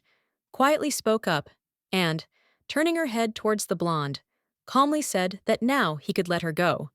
After all, she really was already feeling good. Obediently, as if touched by something unknown, the sweet young man carefully released the girl to the floor, and she, staggering but maintaining her balance, carefully stood up on trembling legs, feeling how with each breath the lost feeling of inner strength returned to her. Bowing with an easy, almost theatrical grace, Sanya Yoren respectfully thanked him for the beautifully presented and exquisite dinner, especially noting the aromatic sauce and delicate texture of the dishes, and, glancing at her watch, said that it was time for her to go home. Miran Aryun, leaning on the back of the chair and looking after her with warmth and a slight thoughtfulness in his eyes, nodded understandingly, and then, trying to speak softly, expressed the hope that one day they would still be able to spend many more quiet and joyful evenings together. Young Sanya Yoren, having barely said goodbye, turned sharply and, without looking back, quickly rushed away along the empty, echoing corridors of the palace, as if fear was chasing her, dreaming of escaping from under the heavy gaze of the concubine as soon as possible and returning to silence. The strong Garam, narrowing his eyes and waving his hand in irritation, shouted at the girl with surprise and resentment in his voice, demanding to explain where she was heading in such a hurry, and that she at least stop and wait for him at the gate outside. A warm and velvety evening had already set in on the wide street. The breeze lazily ruffled the leaves of the trees, and Sanya Yoren, pressing her hands to her chest and inhaling the air, stood alone in the courtyard of an ancient Chinese palace, listening to the silence and holding back a strange trembling in her chest. Raising her eyebrows in surprise and mechanically turning around at the sound of footsteps, she noticed how another young concubine, who had obviously left the building in haste, hurried out into the courtyard and, noticing her lonely figure, immediately called her by name, restlessly approaching her. The man, not hiding his concern in his voice, leaned closer to her, trying to carefully examine her facial expression in the dim light, and quietly, almost in a whisper, asked if everything was really all right with her, if something irreparable had happened. The young man, slightly nervous and trying to speak calmly, began to question her in more detail, explaining that he had heard from one of the ladies of the court that Miran Aryun had invited her to his palace, and he was sincerely worried that he had caused her serious harm. The girl, feeling a little awkward in this situation, smiled tensely, and trying not to show her excitement, calmly replied that everything was completely fine with her, that nothing terrible had happened, and the noblewoman was sincerely grateful for the attention and care. After these words, she obediently bowed her head as a sign of her great respect, apologized to the concubine for her sudden escape, thanked him for his concern and kindness, and then quietly said that she really had to go and should return home already. Leaving that red-eyed boy kneeling in a secluded corner of the palace, the girl walked away with a firm, determined step and a determined expression on her face, realizing that it was indeed time for her to leave, as her thoughts were already far from that ill-fated place. Garam was horrified and surprised to himself. Did the girl really think he was worse than that vile dragon she had encountered before? Because her reaction was clearly unpredictable and irritating, and he didn't know at all how to treat it correctly and humanely. The brown-haired man, realizing that the situation was getting out of control and becoming increasingly tense, violently hit the boy, scolding him for standing by, silently watching, while the others argued, not trying to intervene or change the course of events in her favor. The men continued to argue while one of the friends told the guy that he was a real fool, silently standing and watching as the little girl's only friend was taken away. And in response, he never said a single word, completely ignoring what was happening. The young man froze in surprise when he learned that the girl was only 8 years old. He had long thought that she was barely 5, and now, realizing her real age, he realized that he had made many hasty and incorrect conclusions about her naivety, life, and tragic experience. His interlocutor sighed irritably and replied that yes, she was only 8 years old, and despite this, she was not at all well in her own female family, that she was experiencing real suffering inside, which the man had not even suspected before. The little girl was kept in captivity, starved, secretly tortured, and, as it turned out, sometimes even beaten, leaving her in complete isolation, which led to her severe psychological trauma, which she was forced to confront with such fortitude. The strong Garam froze in shock. Now it became completely clear why the aristocratic family sent their daughter here with only one maid, because the hidden cruelty inside her house left an indelible mark on her. And now he understood her actions. The man, shocked with great horror, put his hand on his friend's large shoulder, trying to somehow support him at this moment, when they both realized the full gravity of what had happened to this poor girl, and began to understand how to proceed further in order to fix everything. And then he strictly ordered him to go and return the little girl to the female maid so that she would take care of her and look after her fragile condition, in particular her best friend, who could be there while the beautiful girl recovered. The backyard of the palace, decorated with beautiful white statues that shimmered in the morning sun and intricate Chinese patterns that created an atmosphere of deep antiquity and mystery, created an amazing sense of calm and tranquility. The young man turned his head from side to side, not knowing where to go, looking for the lady to whom he had to apologize for his haste, but he could not find her. The tension increased, and he felt his heart begin to beat faster, because he did not know how she would react to his words and actions. He remembered how the other maids had asked him for help, but how could he help the one he couldn't find, especially when she avoided him, as if she was hiding from him, not wanting to communicate with anyone in this huge and frightening palace,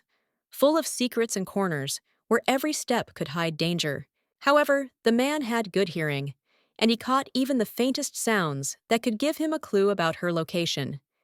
His attention was focused on the slightest rustles, and every movement could lead him to the right place where she was hiding. Finally, he found the little girl. She was sitting on a tree, all alone, in the forest,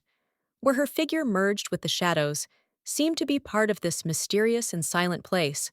and the woman's gaze was directed into the unknown, as if she was looking for something important and long lost. However, as soon as she noticed him approaching, young Sanya Yoren jumped up from her seat and ran away as if she was afraid of him,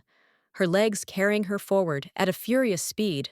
her heart pounding in her chest, and anxiety gripping her more and more with every step, forcing her to hurry. As she suddenly tripped and fell, her dark hair flying in the wind, making it feel like time had slowed down, and everything around her disappeared in an instant until she found herself on the ground, and she felt a terrible pain in her wrists, feeling an icy fear take over her body. The young man stood there in shock, not knowing what to say. He was stunned by how quickly the situation had escalated, and he didn't know what to do to calm the girl down and relieve her of the terrible fear that had chained her to the ground. His heart was full of doubts, and his thoughts were confused. Tears appeared in the little girl's eyes, and she bitterly asked the boy not to kill her.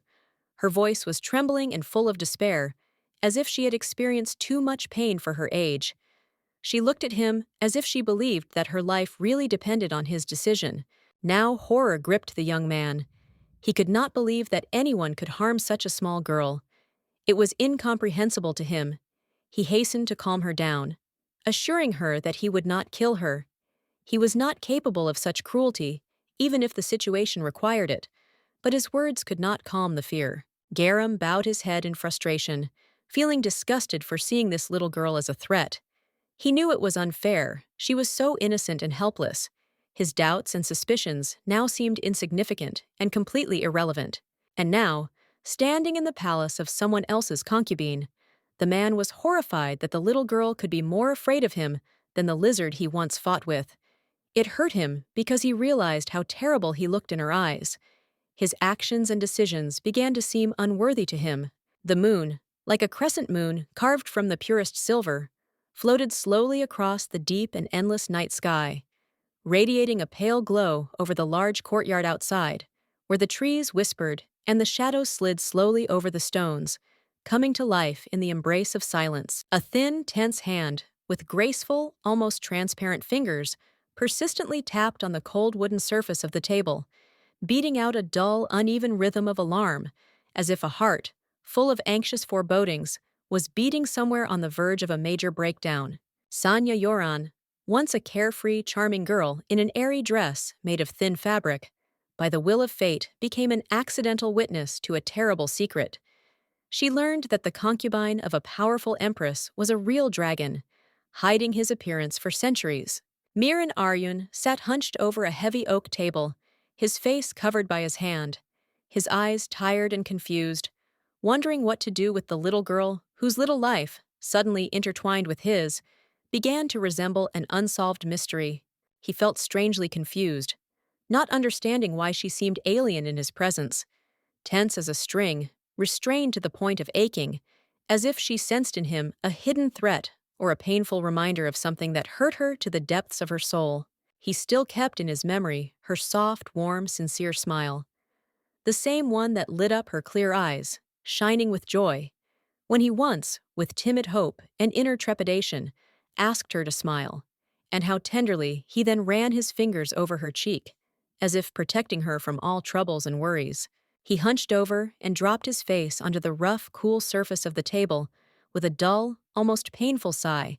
feeling a bottomless emptiness slowly growing in his chest, not understanding what he had done wrong, why the little girl had not simply smiled back, but had tried with desperate kindness. Suddenly, a clear, confident, and commanding knock on the old, creaky wooden door burst into the silence of the room, breaking the shaky and fragile calm, and only a moment later, a familiar voice sounded behind it. The concubine, maintaining dignity and severity, asked permission to enter. The young man stepped inside with a noble grace, as if dancing in the shadow of the light, folding his hands before him in a respectful gesture, bowing his head, and in an even, calm voice reported that he had managed to find out everything the gentleman wanted to know, and even more than he himself had assumed at the very beginning of the dangerous journey. Quietly, almost whispering, the guy said that among all the information carefully collected and studied over the past few days, one strange, disturbing detail had suddenly surfaced, which did not fit into the rest of the picture at all, and caused a persistent, sticky feeling of anxiety. The baby's stay with the Sanya Yoren family was completely absent from any known archives, papers, and digital documents. No mentions, no traces,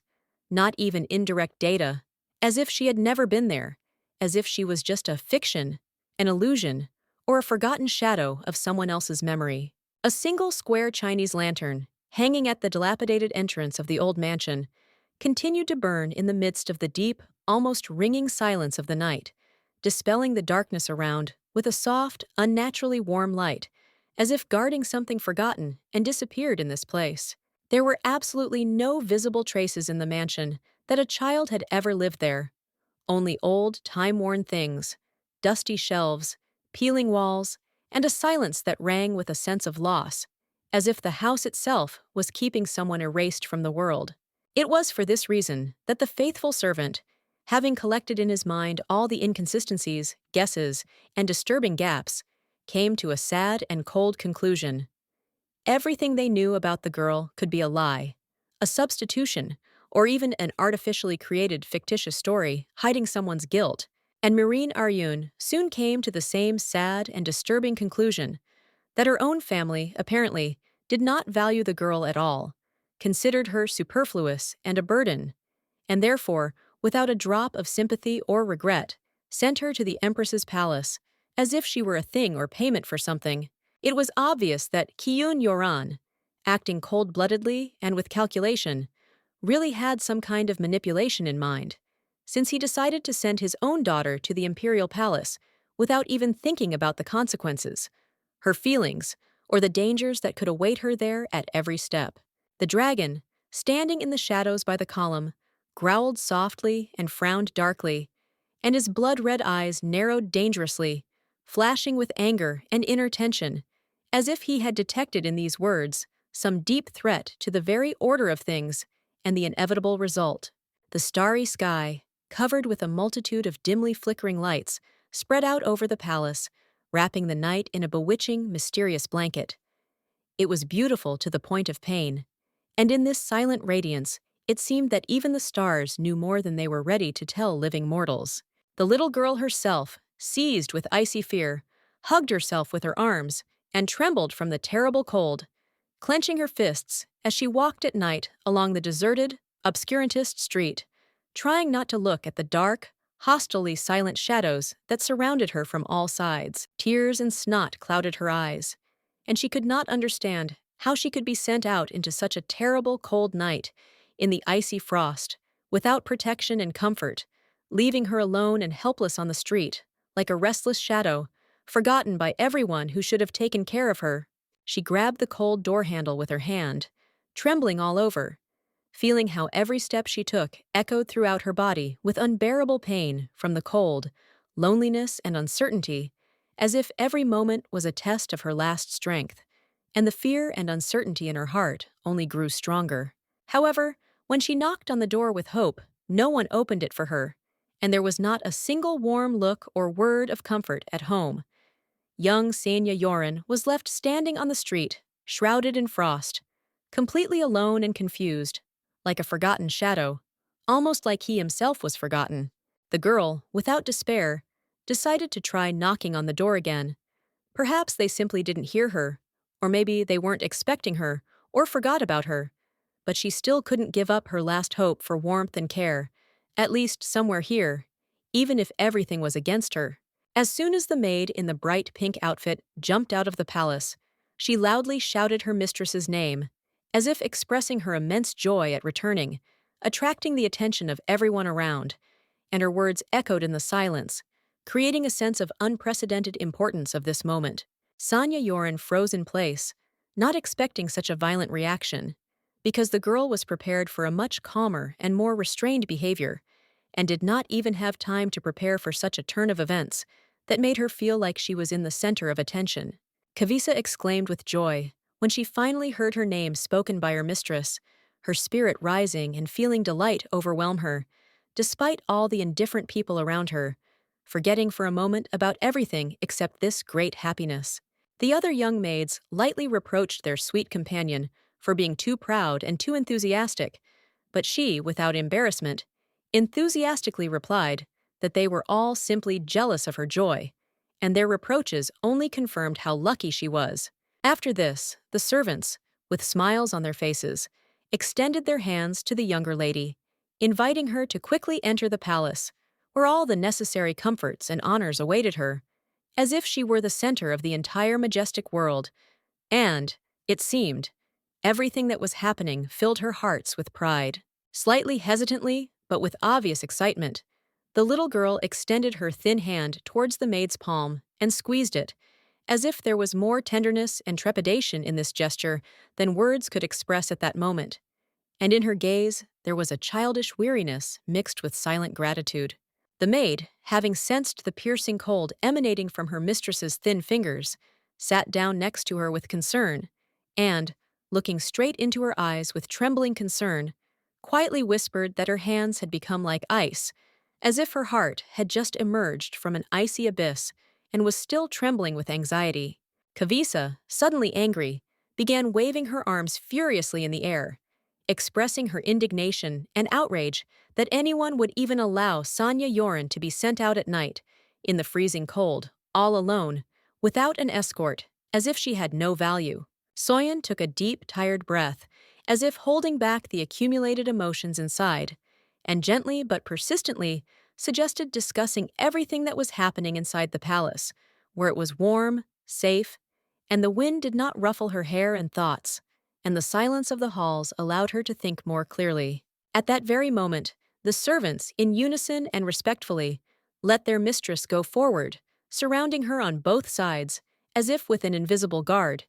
and solemnly escorted her inside, where they were already waiting for her with impatience and hope, and the warm light of the hall enveloped her like a mother's embrace. In her mind, Sanya Yoran caught herself thinking that as her gaze slid over the faces of the servants who surrounded her with care, trying to ease her condition, her heart became a little warmer, as if the very silence inside her began to thaw under their silent devotion. The ceiling of the room was done in a strict Chinese style, carved and dark, with laconic wooden beams that created a feeling of coziness that had lost its warmth. A lamp, darkened by time, hung sadly from the central beam, swaying in the draught. On the next bed, surrounded by tangled sheets and a damp handkerchief on her forehead, lay a girl, her face deathly pale, her breathing heavy, intermittent,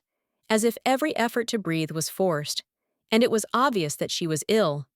Her body was pierced by fever. Young Sanya Yoren slowly and hesitantly rose from her bed, feeling weak in her body and a slight tremor from illness. But despite her discomfort, she took a step forward, deciding to check if the fireplace was burning in the room and whether it was possible to get at least a grain of warmth from it. But as soon as Sanya Yoren carefully stepped barefoot onto the icy stone floor, her body immediately trembled treacherously from weakness, and she was unable to keep her balance. With a dull thud, she fell to her knees, feeling a wave of chills roll across her skin, as if the cold itself had grabbed her by the shoulders. The small, fragile hand trembled as it slid across the rough, icy surface of the stone floor, and its fingers helplessly clung to the cracks in the slabs, as if instinctively searching for at least some shelter, at least a weak source of warmth, which was not there at all, only silent stone. With her last strength, pressing her blue lips together and trying not to cry,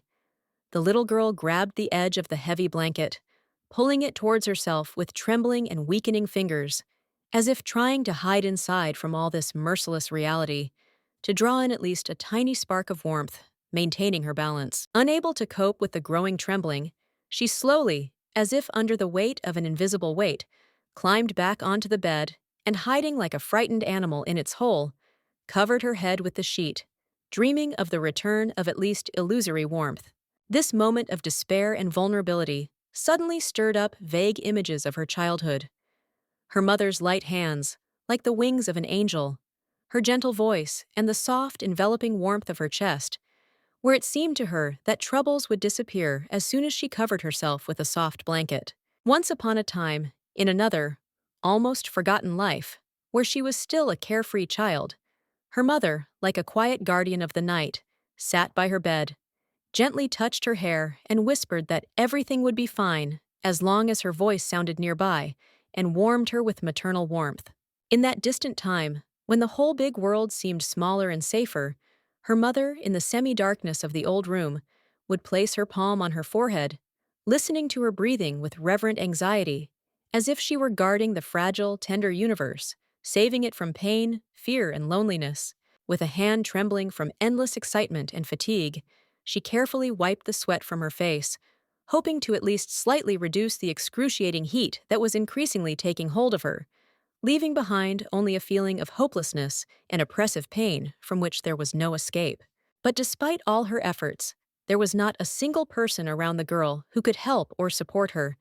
and only the cold, empty room with cracked walls, filled with heavy silence, became more and more suffocating in its unbearable silence. Burning from the unbearable heat, the sweet girl tried with every new effort to fall asleep,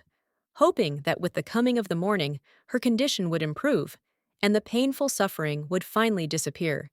giving way to long-awaited peace and at least a little relief. The worried maids, with anxiety and confusion in their eyes, walked around their mistress, discussing how her body seemed to have refused all food, and with each step they carefully checked her pulse, worried about her health and life, not losing this hope. The girl, half asleep, barely caught the words of the maids, who, whispering, discussed her condition, claiming that she had a high temperature, and apparently this caused an allergic reaction, because of which her body was fighting the disease so fiercely. The head maid, realizing the seriousness of the situation, sharply commanded her partner to immediately go and bring cold water, because every second could be decisive, and it was necessary to act as quickly as possible to ease the suffering of the mistress. Young Sanya Yoren, on the other hand, was consumed by excruciating pain, suffering from every muscle tension. Her body ached, but her head was especially throbbing unbearably, from which it seemed that her mind was about to burst, leaving her in a state of complete helplessness. The servants, overcome with anxiety and worry, tried their best to calm their little mistress, begging her to hold back and endure the excruciating pain, hoping that she would soon feel a little better. But despite their efforts, the girl's suffering did not diminish,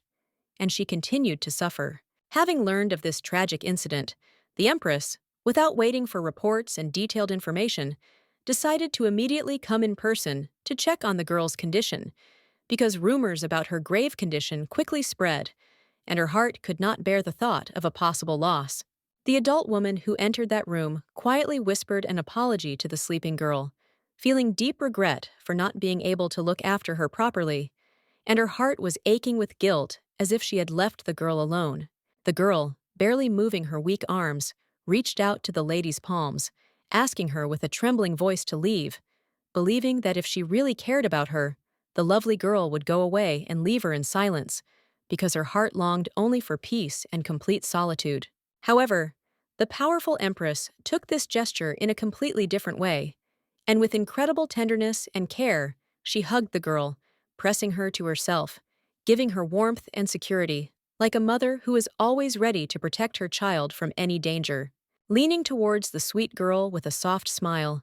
the adult lady quietly but confidently said that now everything would be fine, and no one would harm her anymore, because her care and protection would always be there, ready to protect her from any trouble, giving her a sense of security. With her fingers, she gently stroked the girl's hair, feeling how her breathing became more even, and,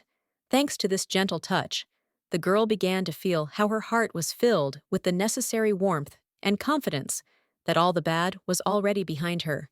and there was only a bright path ahead. A new day had dawned, and although the room remained empty, with the quiet sounds of the outside world, the only reminder of the outside world was the look at the ancient Chinese tree outside the window, which symbolized the inexorable passage of time and the continuation of this life. Sonya Yoran woke up in her bed, opened her eyes, and stared at the ceiling in surprise, as if trying to comprehend where she was and what was around her, feeling a slight confusion that still lingered because she couldn't believe that the night was finally over. She rose from her bed in surprise, realizing that the headache that had tormented her the day before and deprived her of strength had disappeared, leaving her in a new, fresher, and restored state. Now the woman's mind was clear, and her body felt light and free, as if all the heavy things had been left behind, finally giving way to calm. With a soft, welcoming smile on her face, the maid leaned closer to the bed, her voice soft and caring as she politely asked the young mistress how she was feeling, whether she was in pain, tired, or showing any signs of illness from the excitement she had just endured. Remaining in a sitting position on the soft bed, the little girl, with a slight anxiety in her voice, asked the woman where the empress was, to which she calmly replied that the lady had returned to her fire palace to rest and put her thoughts in order. As if a weight had been lifted from her soul, the girl breathed a sigh of relief, her shoulders dropped, and a rare expression of peace appeared on her face.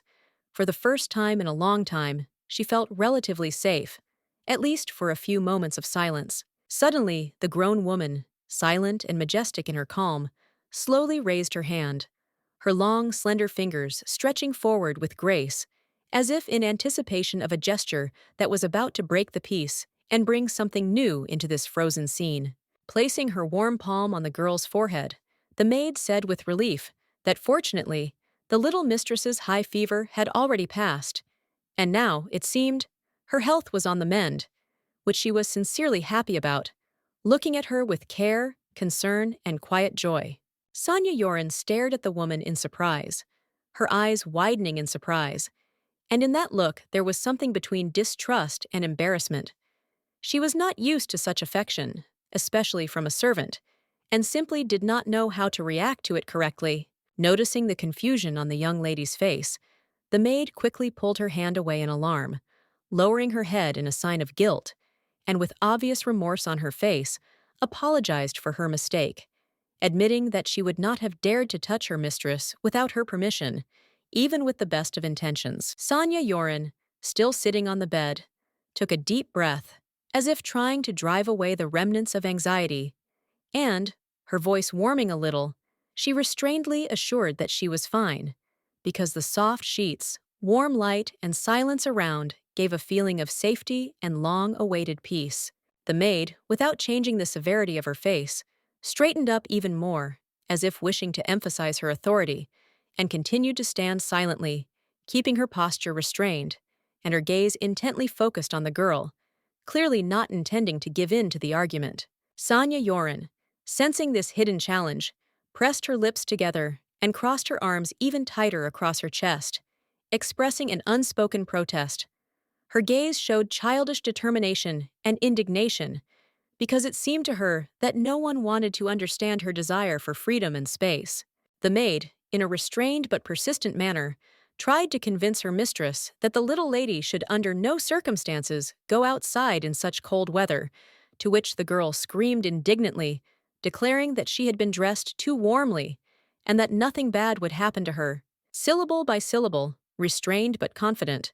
the adult maid repeated that the girl was strictly forbidden to go out into the cold air, as this could lead to an even greater deterioration in her health, and she insisted that caring for her health was most important. A second maid, dressed in a pink hanfu, joined her, sternly confirming her words, believing that the first one's actions were completely justified, and not hiding her concern that the little mistress could go out into the street in such a state. Both maids, like strict volleyball players protecting their net, stood nearby, carefully watching every move of the little mistress, not allowing her to deviate even a step from their instructions, as if emphasizing that her safety is their first priority and her will is only within the established boundaries. The little girl frowned, feeling strangely uneasy, and suddenly felt a slight blush appear on her cheeks, as if her heart began to beat faster from sudden awkwardness in such a tense atmosphere where her independence was in doubt. Then the little girl sneezed loudly, and her little body shook, as if to signal that the illness that had been creeping up on her for a long time had finally decided to show itself, taking hold of her and leaving no doubt that she was beginning to fall ill. At that moment, the air was filled with anxiety. The servants, noticing that the little girl was ill, froze in horror when they realized that their concerns for her health had only increased, and the risks were too great to leave her without due attention and rest in such conditions. They silently exchanged glances, realizing that her future well-being depended on their actions. The girl found herself in even warmer clothing. She was tightly wrapped in a soft fur coat and a cozy jacket, while the drops slowly flowing down her nose became a clear and unmistakable sign that the disease had begun to take its toll, confidently taking its position. The beautiful Sanya Yoren cast a disdainful and irritated glare at the servants, who continued to wrap her up with care, giving the impression of excessive attention, and she, deep down, wished that this care would stop and they would finally leave her alone. Sanya Yoran, her hands on her plump cheeks, sank into thought, trying to figure out what to do on this dull day, because boredom was becoming an increasingly intrusive companion with each passing moment, and no thought could dispel this heavy shadow of loneliness. The tired little girl, struggling to overcome her fatigue, collapsed onto the bed, her arms stretched out helplessly along her body, as if the weight of fatigue itself was wrapping itself around her, and she could not find the strength in herself to get up or even do anything, absorbed in inaction. And then, as if by magic, a servant in a pink hanfu appeared at the door. Her face lit up with a slight smile, and she suggested in a quiet and kind voice, perhaps they should unpack the gifts that had recently arrived at the palace, thus giving this moment an unexpected but pleasant note. With a calm and unperturbed expression on her face, the lovely girl turned to her servant.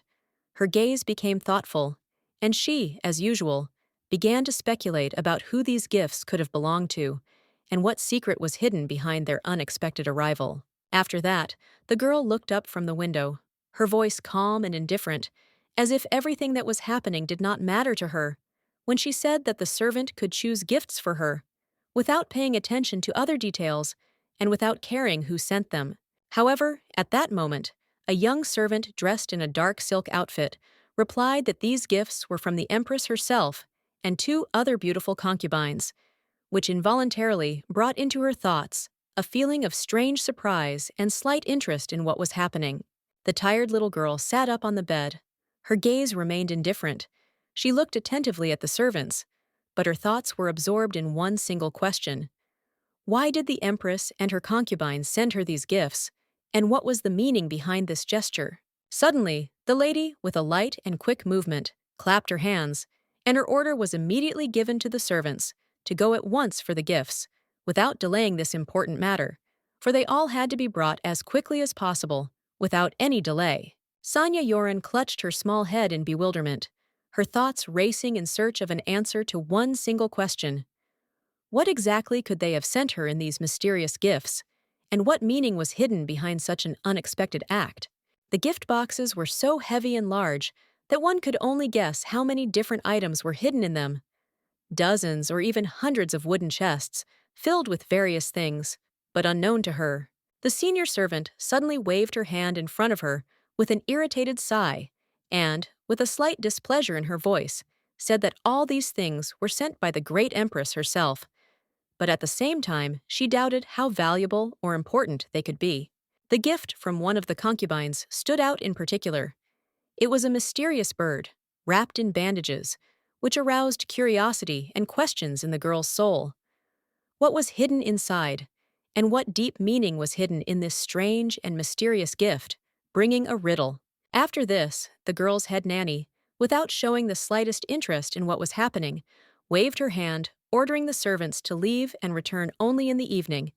leaving her alone with the gifts, which it seemed had already begun to evoke strange and restless feelings. The maid in pink, trying to attract attention, carefully pointed to a strange black box that stood out among the other gifts, attracting attention with its unusual shape and shade, as if it contained some old secret that needed to be solved. The lady, with a light and mysterious expression on her face, handed the thing to the girl, asking her to first open it, without delay for a second, because it was precisely at this moment, in her opinion, that something important and incredibly valuable could be hidden, which needed to be seen as soon as possible. Sanya Yoren, after listening to herself for a moment and feeling her heart begin to beat faster with anticipation, took the key that seemed to have been created just for this moment, and just at that moment she was about to open the black chest, hoping that something extraordinary was hidden inside. The girl froze in shock, realizing that this key was not just an ordinary object, but was made of expensive metal, which immediately alerted her and made her think about the meaning of this gift, its value and origin, as if it was sent with a special purpose. This key was carefully inserted into the hole of the beautiful lock, and after turning it a few times, she eagerly felt how the lock gave in with a slight click, revealing a hidden secret inside, which now seemed even more intriguing and no less mysterious. Inside were new pink baby shoes, decorated with gold flowers and Chinese-style embroidery, which added a special sophistication and significance to this gift, which clearly indicated its exclusivity, as well as the high status of the one who presented it. The maids, noticing the girl's surprise, explained with respect that the shoes were made of the most expensive silk, and it was clearly a gift from the empress herself, which could not help but arouse admiration for its refined beauty and high cost, confirming her high status. Slightly disappointed and wary, Sanya Yoren asked doubtfully if she could even wear such an expensive item without feeling uncomfortable and unsuitable for such a gift, which was clearly too expensive and had deep meaning for the empress. The senior maid nodded with a smile, replying that the empress clearly had a special liking for Sanya Yoren, and this gift was not just a casual gesture, but a token of special attention and favor that she could wear with pride, because such a gift was a privilege. The little girl stood thoughtfully on her new shoes, not understanding why the empress began to treat her with such special caution, as if there was something more behind her attention than just a desire to take care of her or show kindness. The grown woman was clearly worried. The beautiful noblewoman had come to her that night to check on her health, worried that the girl might feel ill or very tired, despite her young age and attempts not to disturb her with unnecessary worries. The girl reacted with doubt to the maid's offer to try on the new shoes, because she was afraid to put on such expensive and luxurious shoes, not knowing how to handle them properly, and what would happen if she accidentally ruined such a valuable gift. Suddenly, in the distance, her gaze stopped on a creepy toy that looked like a monkey, in whose hands were muscle discs that, with each collision, made a metallic sound, filling the space with a strange atmosphere of anxiety and worry. The servants obediently answered the young lady that this gift was also from the empress, a rare gift from the West, brought especially for her, which only emphasized its uniqueness and significance, and also attracted attention with its high cost and sophistication. Another box stood out from the rest, large, long, white, with a pink bow that attracted attention with its brightness and unusual shape, as if it hid something amazing, majestic, and equally unusual that was waiting to be revealed. This gift turned out to be a rocking chair brought from the western region, made of rare wood, which was so interestingly and unusually processed that it immediately attracted attention with its sophistication and craftsmanship, as if it was created especially for her. Without thinking twice, the little girl sat down on her new chair, put her feet on the footrest, and with a light sigh settled herself more comfortably, allowing herself to enjoy the moment of peace and comfort that this unexpectedly pleasant gift brought her. Feeling how the tension goes away and her body is filled with peace, she began to rock slowly in the chair, her face filled with complete delight,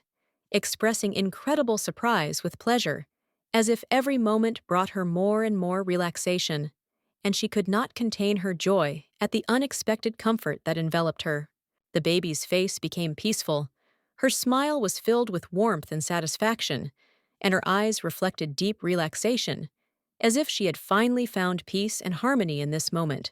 forgetting about all the worries and cares that were so familiar to her. The servants, watching her joy, also felt satisfaction, seeing that their efforts were not in vain, and that they were able to please their mistress, giving her such a long-awaited and appreciated moment of rest, filled with sincere joy and great pride from this. Sanya Yoran, lulled by the soft rocking of the chair, quickly fell into a deep and serene sleep,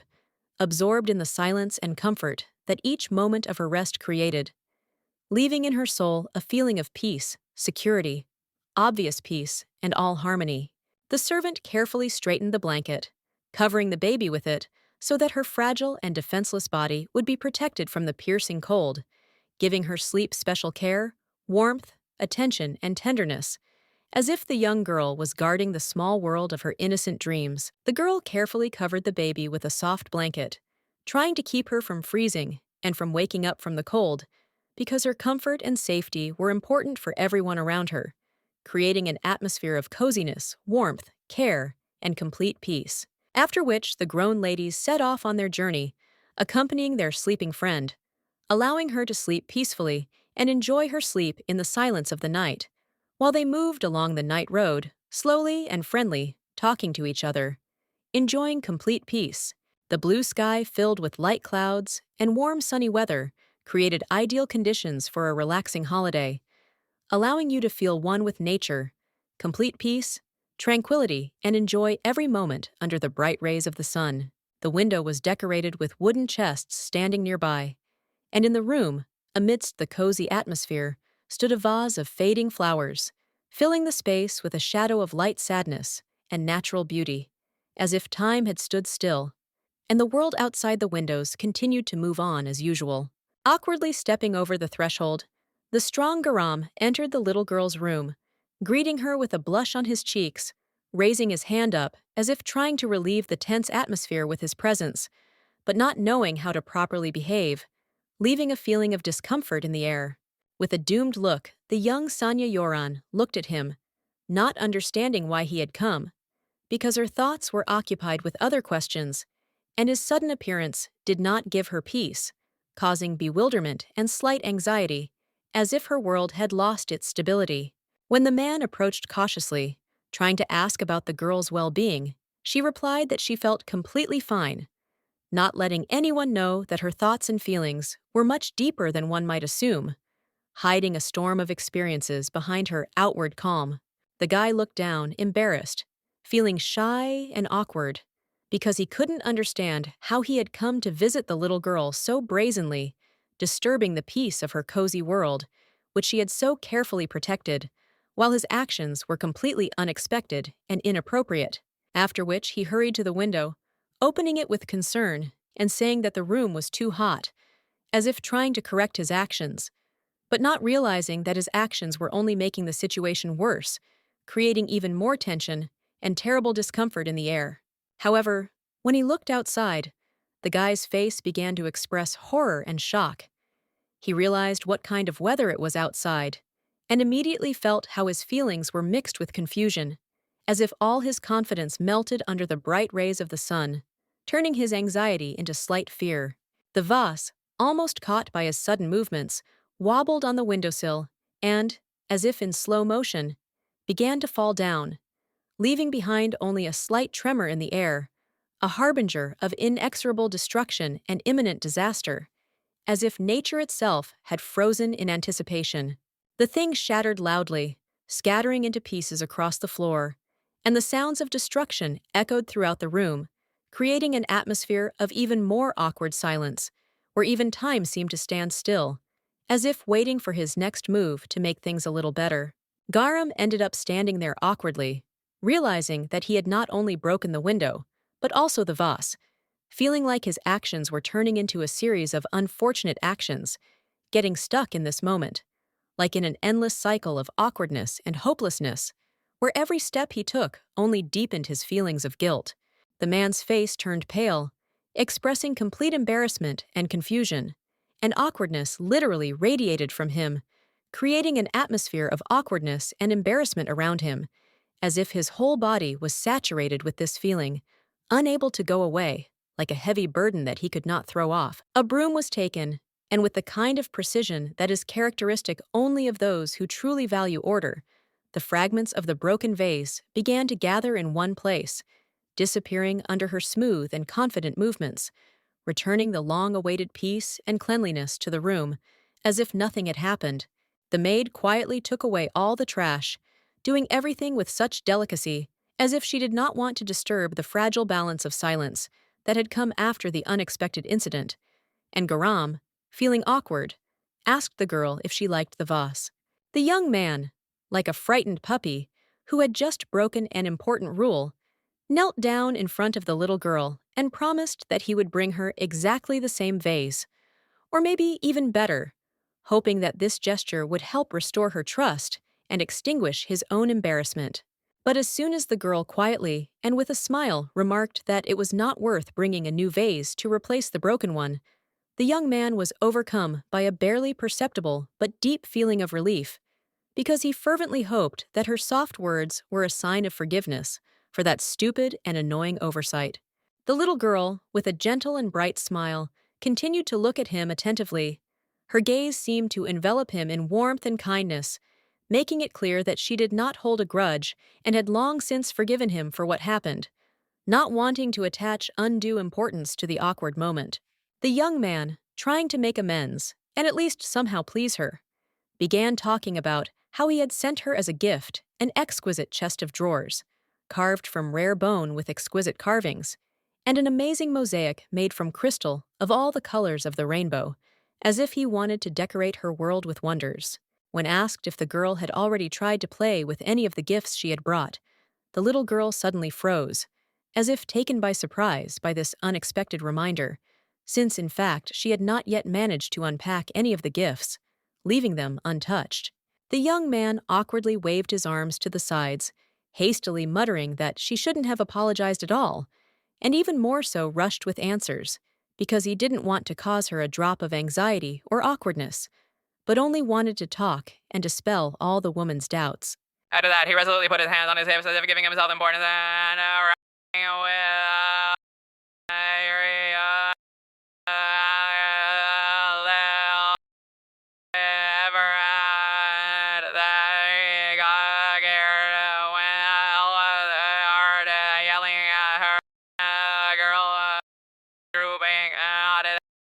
With a wide, almost heroic grin, full of that same childish but sincere courage, the young man hastened to say that if suddenly someone allowed himself to threaten her or make her afraid, let her immediately tell him, and he would definitely deal with everyone, quickly, decisively, and without delay. The little girl, carefully folding her hands in front of her and looking at the young man with a warm, hopeful smile, asked in a quiet voice if he really was telling the truth. Would he become her protector if danger came and someone hurt her?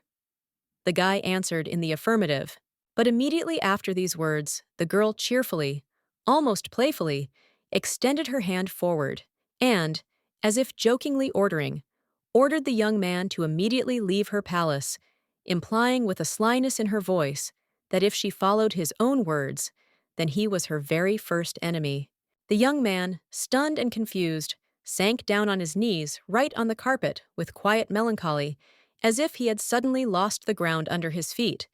And the maid, standing next to her mistress, snorted irritably, crossing her arms over her chest, as if she was not at all surprised by such a turn of events. And suddenly, as if an unexpected breath of fate, the Empress herself slowly entered the room, casting a stern and surprised glance at the young man walking past her, with his shoulders down. He looked sad, lost, as if his whole world had cracked. She, with the same mysterious and slightly sly smile, said, as if by chance, but with an intonation full of hidden meaning, that it turns out the powerful Garam really was visiting the girl. And this confession sounded almost like an official confirmation of the events. The boy stood silently, barely breathing, barely holding back the tears that were welling up. His eyes were shining, and his heart was beating so loudly that it seemed everyone in the room could hear it. He raised his gaze, full of resentment and confusion, to the ruler of the empire, and under her icy gaze, he felt insignificant. When the Empress, in a calm and reserved tone, asked about what had happened,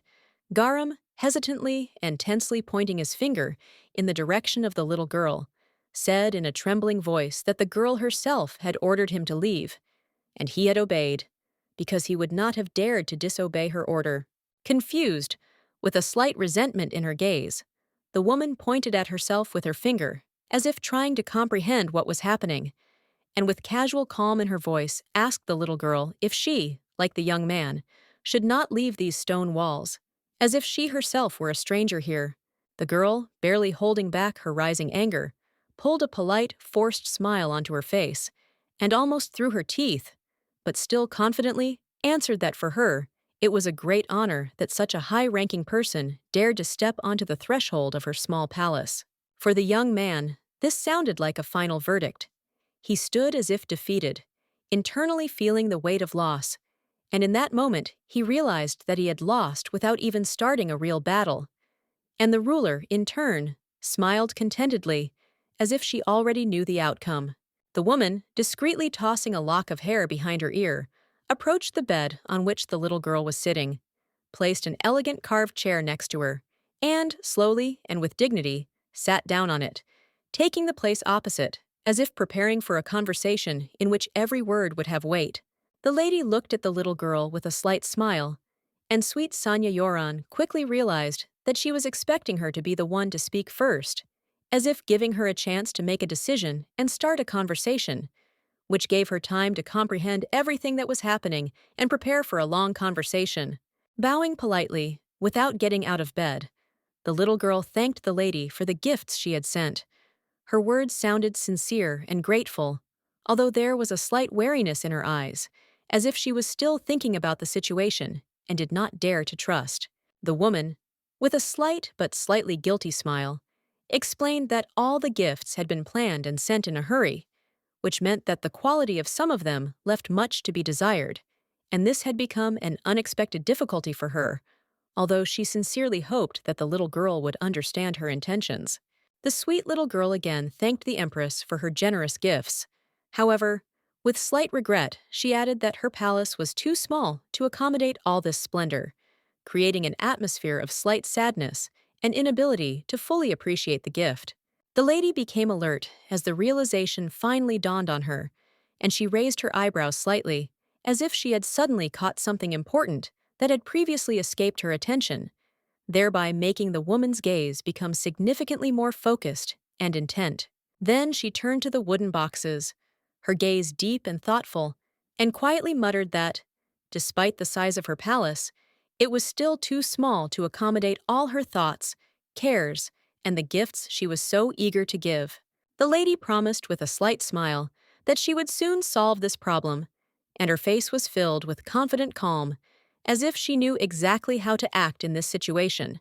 leaving no doubt in her determination, attracting everyone's attention. After which the woman, bending slightly, said that she had come here to give the little girl a small gift, and began to take something out of the wide sleeve of her green hanfu, as if revealing to the girl a small secret with a bright and unusual miracle. The girl was handed a red bag, neatly tied with a gold ribbon, and with a gentle request, they asked the girl to open it to see what surprise was hidden inside, spurring curiosity and excitement,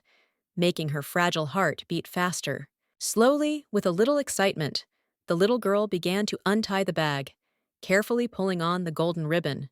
Her fingers, which seemed so small and uncertain, but full of curiosity, gradually revealed the secret that was hidden in this small but wonderful surprise. When the bag was finally opened, there was a delicious cookie inside that looked exquisite and inviting. Its aroma instantly filled the air, causing the girl to feel a sweet excitement, and she looked with admiration at the long-awaited gift. Sanya Yoran looked at the gift with interest, noticing that it was a pastry from the western region that looked delicious and appetizing, and her eyes filled with delight at the thought of how delicious this wonderful treat could taste. The little lady, barely containing her sincere joy, smiled imperceptibly and happily agreed to give the cookie, feeling the warm, almost maternal gaze of the woman, who was obviously pleased that she was able to present such a pleasant surprise. The lady came a little closer to the little girl, said something in a soft, encouraging tone, and, despite her outward severity, her gaze radiated deep respect, as if she could not give the girl anything more, but still showed sincere kindness and care. The Empress's hand slid gently and caringly across the girl's cheek. Her touch was soft, as if trying to convey her tenderness and protection to the girl, making the little girl feel safe, as if the world around her had become a little brighter and calmer. After this, the Empress placed her hand on the little girl's forehead, relieved to find that her fever had finally subsided, and feeling confident that the girl was now feeling better, she sighed softly, smiling happily, calming her great anxiety. Then the great Empress raised her head and, looking at Sanya Yorn with slight concern, asked how often she had nightmares, because her gaze expressed concern and a desire to help. Finding out the reasons for the anxiety that tormented the girl so much in her night dreams, causing her to lose her peace. Apparently, that night, when the ruler invited her into her cozy room, she thought that the girl was probably having a nightmare and decided to show concern, feeling that now was the time to support the little one in her worries and fears that tormented her so often. Slightly nervously, but sincerely, Sanya Yorn answered that she often had bad dreams, and despite her fears and worries, she tried to speak calmly, without showing her inner excitement,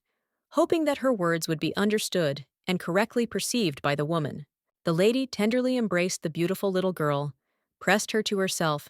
and, with a soft smile, said that if she had another nightmare at night, she should not be shy, but should simply call her, and she would immediately come to calm and protect the girl from all her night fears and worries. Holding back her barely restrained tears, the girl yawned softly, saying that she so wanted to sleep peacefully, standing excitedly in front of the ruler of the empire and enjoying her warm and comforting embrace, feeling safe, as if the whole world had suddenly become kinder and lighter. Suddenly, completely unexpectedly, the adult lady picked up the baby in her arms, hugging her tightly around the waist, as if wanting to surround the girl with protection and love, which gave her confidence and calm at that moment, giving her a feeling of complete peace and confident reliability. The woman carefully placed the girl in her arms, gently telling her to sleep and not to worry about anything, assuring her that everything would be fine. Sanya Yoran, calmed by care and love, gradually fell asleep, feeling safe and comfortable like never before, plunging into a sweet sleep. By evening, the sky was painted in bright pink shades of sunset, and clouds, like light feathers, floated smoothly across the surface of the sky, creating an atmosphere of peace and tranquility, inviting you to immerse yourself in a wonderful, warm feeling of the evening, full of harmony and beauty. The little girl in her new blue dress, with her eyes narrowed, was trying to figure out when she could finally open her eyes, feeling slightly nervous,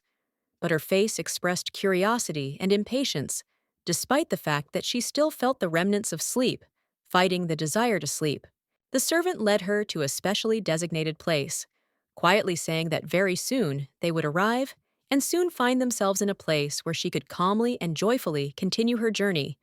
revealing more and more curiosity, and her thoughts, lulled by the quiet step, were already far from everything that was. Soyen and Kavisa continued to lead the little girl to the same place, as if not paying attention to their uncontrollable bickering, playfully teasing each other and cheerfully cursing, which gave the moment a lightness and ease despite the seriousness of the situation. Finally, the girl was allowed to open her eyes, and she felt a thrill of anticipation filling her as she waited for this moment. Every moment seemed filled with magic, and her heart beat a little faster in anticipation of what was to come. The little one opened her big purple eyes, radiating obvious surprise and great curiosity, as if the world around her had become even more vivid and exciting for her, full of new impressions, bright colors, and sounds that she had only just begun to perceive fully. Her new palace was truly enormous. Its walls shone red, and its architecture, done in the ancient Chinese style, delighted with its grandeur and sophistication, creating an atmosphere of undeniable power and immeasurable prosperity,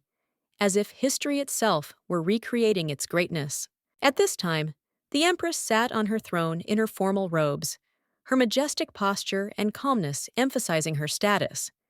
She said that it was time to move on to a new agenda, expecting her words to be heard and received with due respect. A magnificent garden, immersed in greenery, with clear ponds along which red flowers bloom, and along their edges there are low fences, giving this place an atmosphere of privacy and tranquility, as if this entire corner of nature is hidden from the bustle of the outside world. The flowers by the lake, among which lotuses bloom majestically and water lilies sway peacefully in the water, create harmony and peace,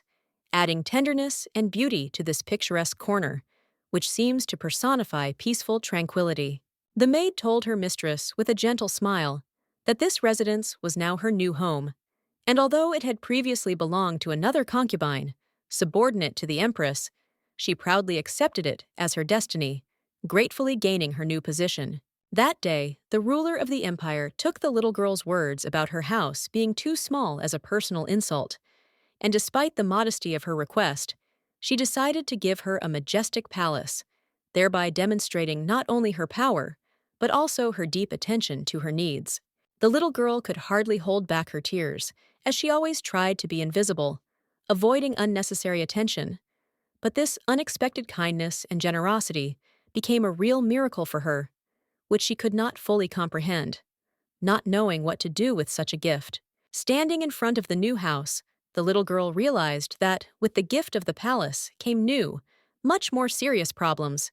and now she did not know what to do with them, how to cope with this new stage of her life, which put her in a difficult situation. The woman's hands clenched tightly into fists, and her fragile heart sank with an anxious premonition, because in her world, every new step brought not only long-awaited joy, but also the weight of responsibility that she still had to cope with, without knowing exactly how to do it. In the original, the battle of the concubines in the harem was known for its bloody cruelty, which became a real massacre, and participating in this merciless struggle turned out to be completely different from what she expected from her destiny, which she now had to learn to manage and accept its challenges. That day, among all of them, there was one special guy who, like the master of water, led it, playing with its deep and mysterious depths, and his eyes, like two bright sapphires, reminded of those who drowned forever in this pond, leaving an indelible mark on themselves. The workers carried the boxes and crates filled with the concubines' belongings, without fatigue or the slightest hesitation, carefully placing them in the carts. Their bodies bent under the weight, but the work required speed, and they continued to work diligently despite their fatigue. Puzzled, the girl turned to her companion with a wary look.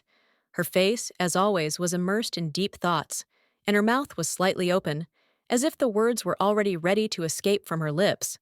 But something inside kept her silent, frozen in this important moment. The head maid stood with a serious and stern expression on her face,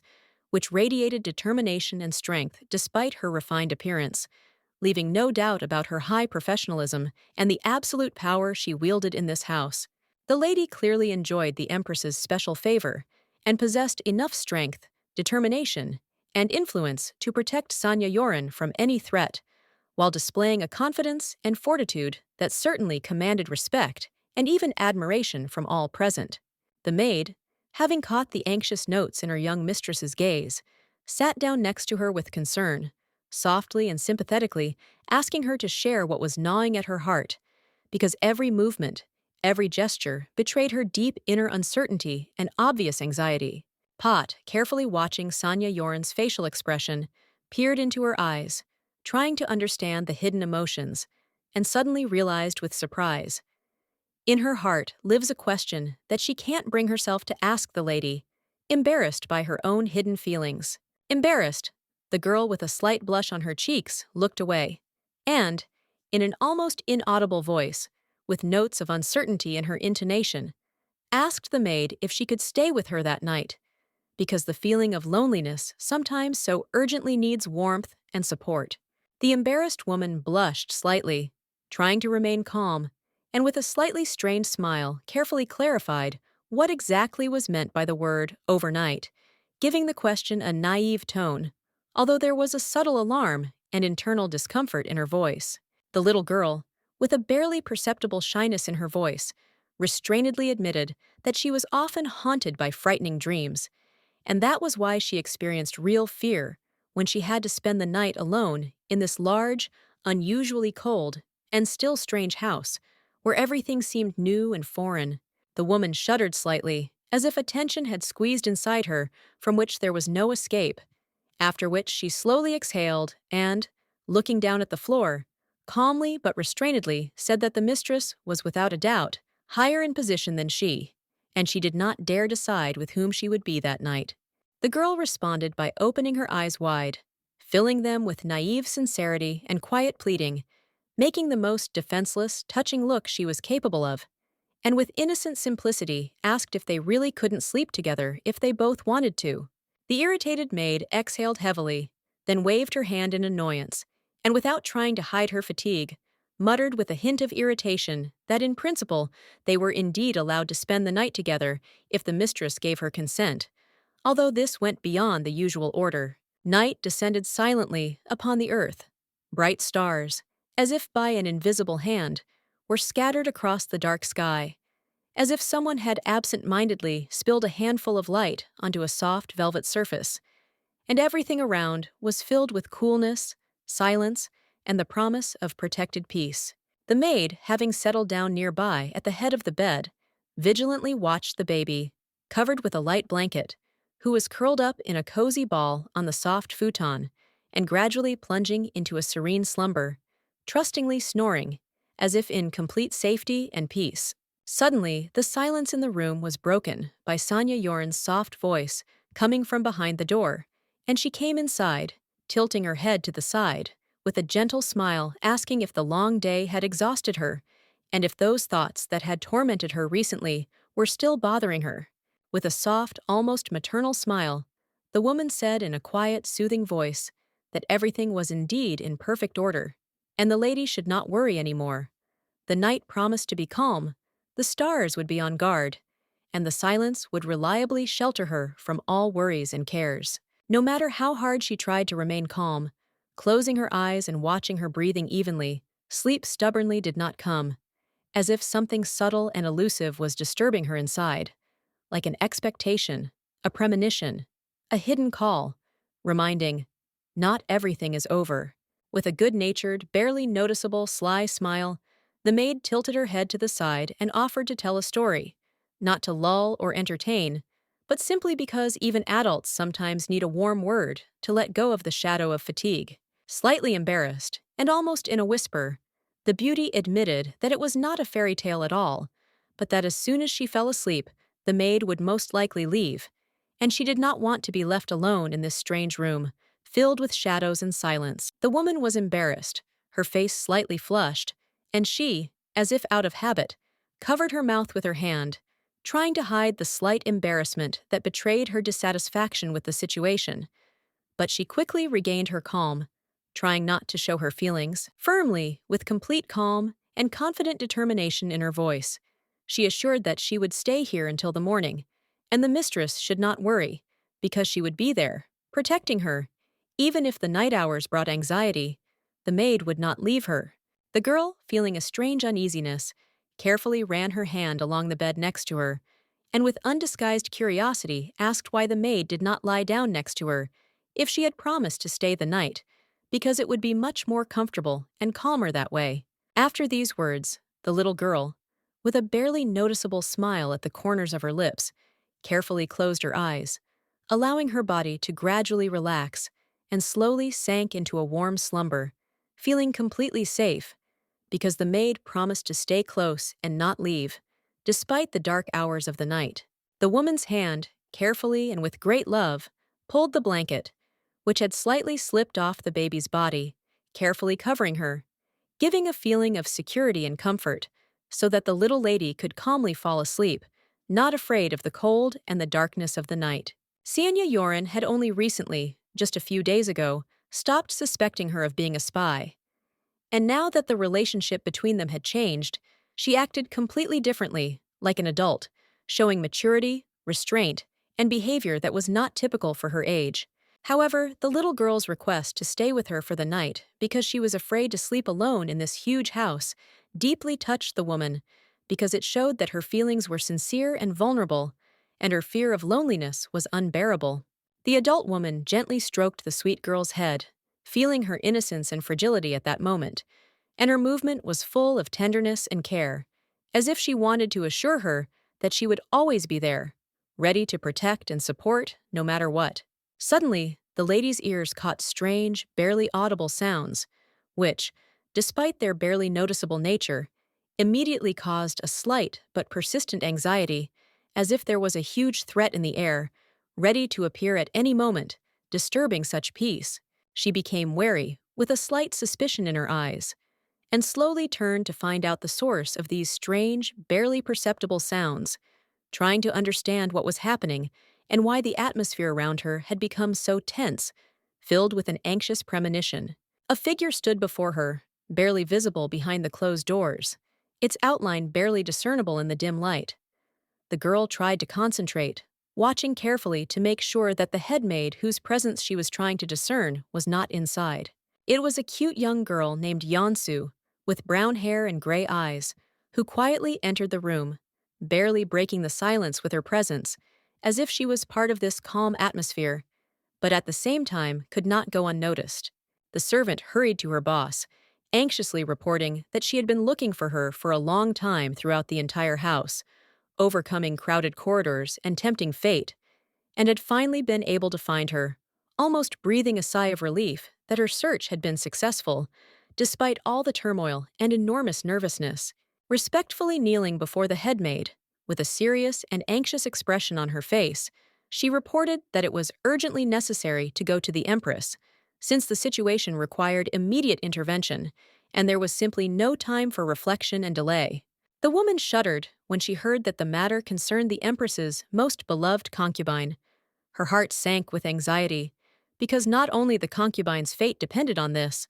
but also her own position in the house, which could be disrupted at any moment if everything went wrong. Her subordinate bowed her head, respectfully and seriously, telling her that she should hurry up and leave on the errand, because she herself would take responsibility for Sanya Yoren and would monitor her sleep, providing everything necessary for her safety without allowing any mistakes.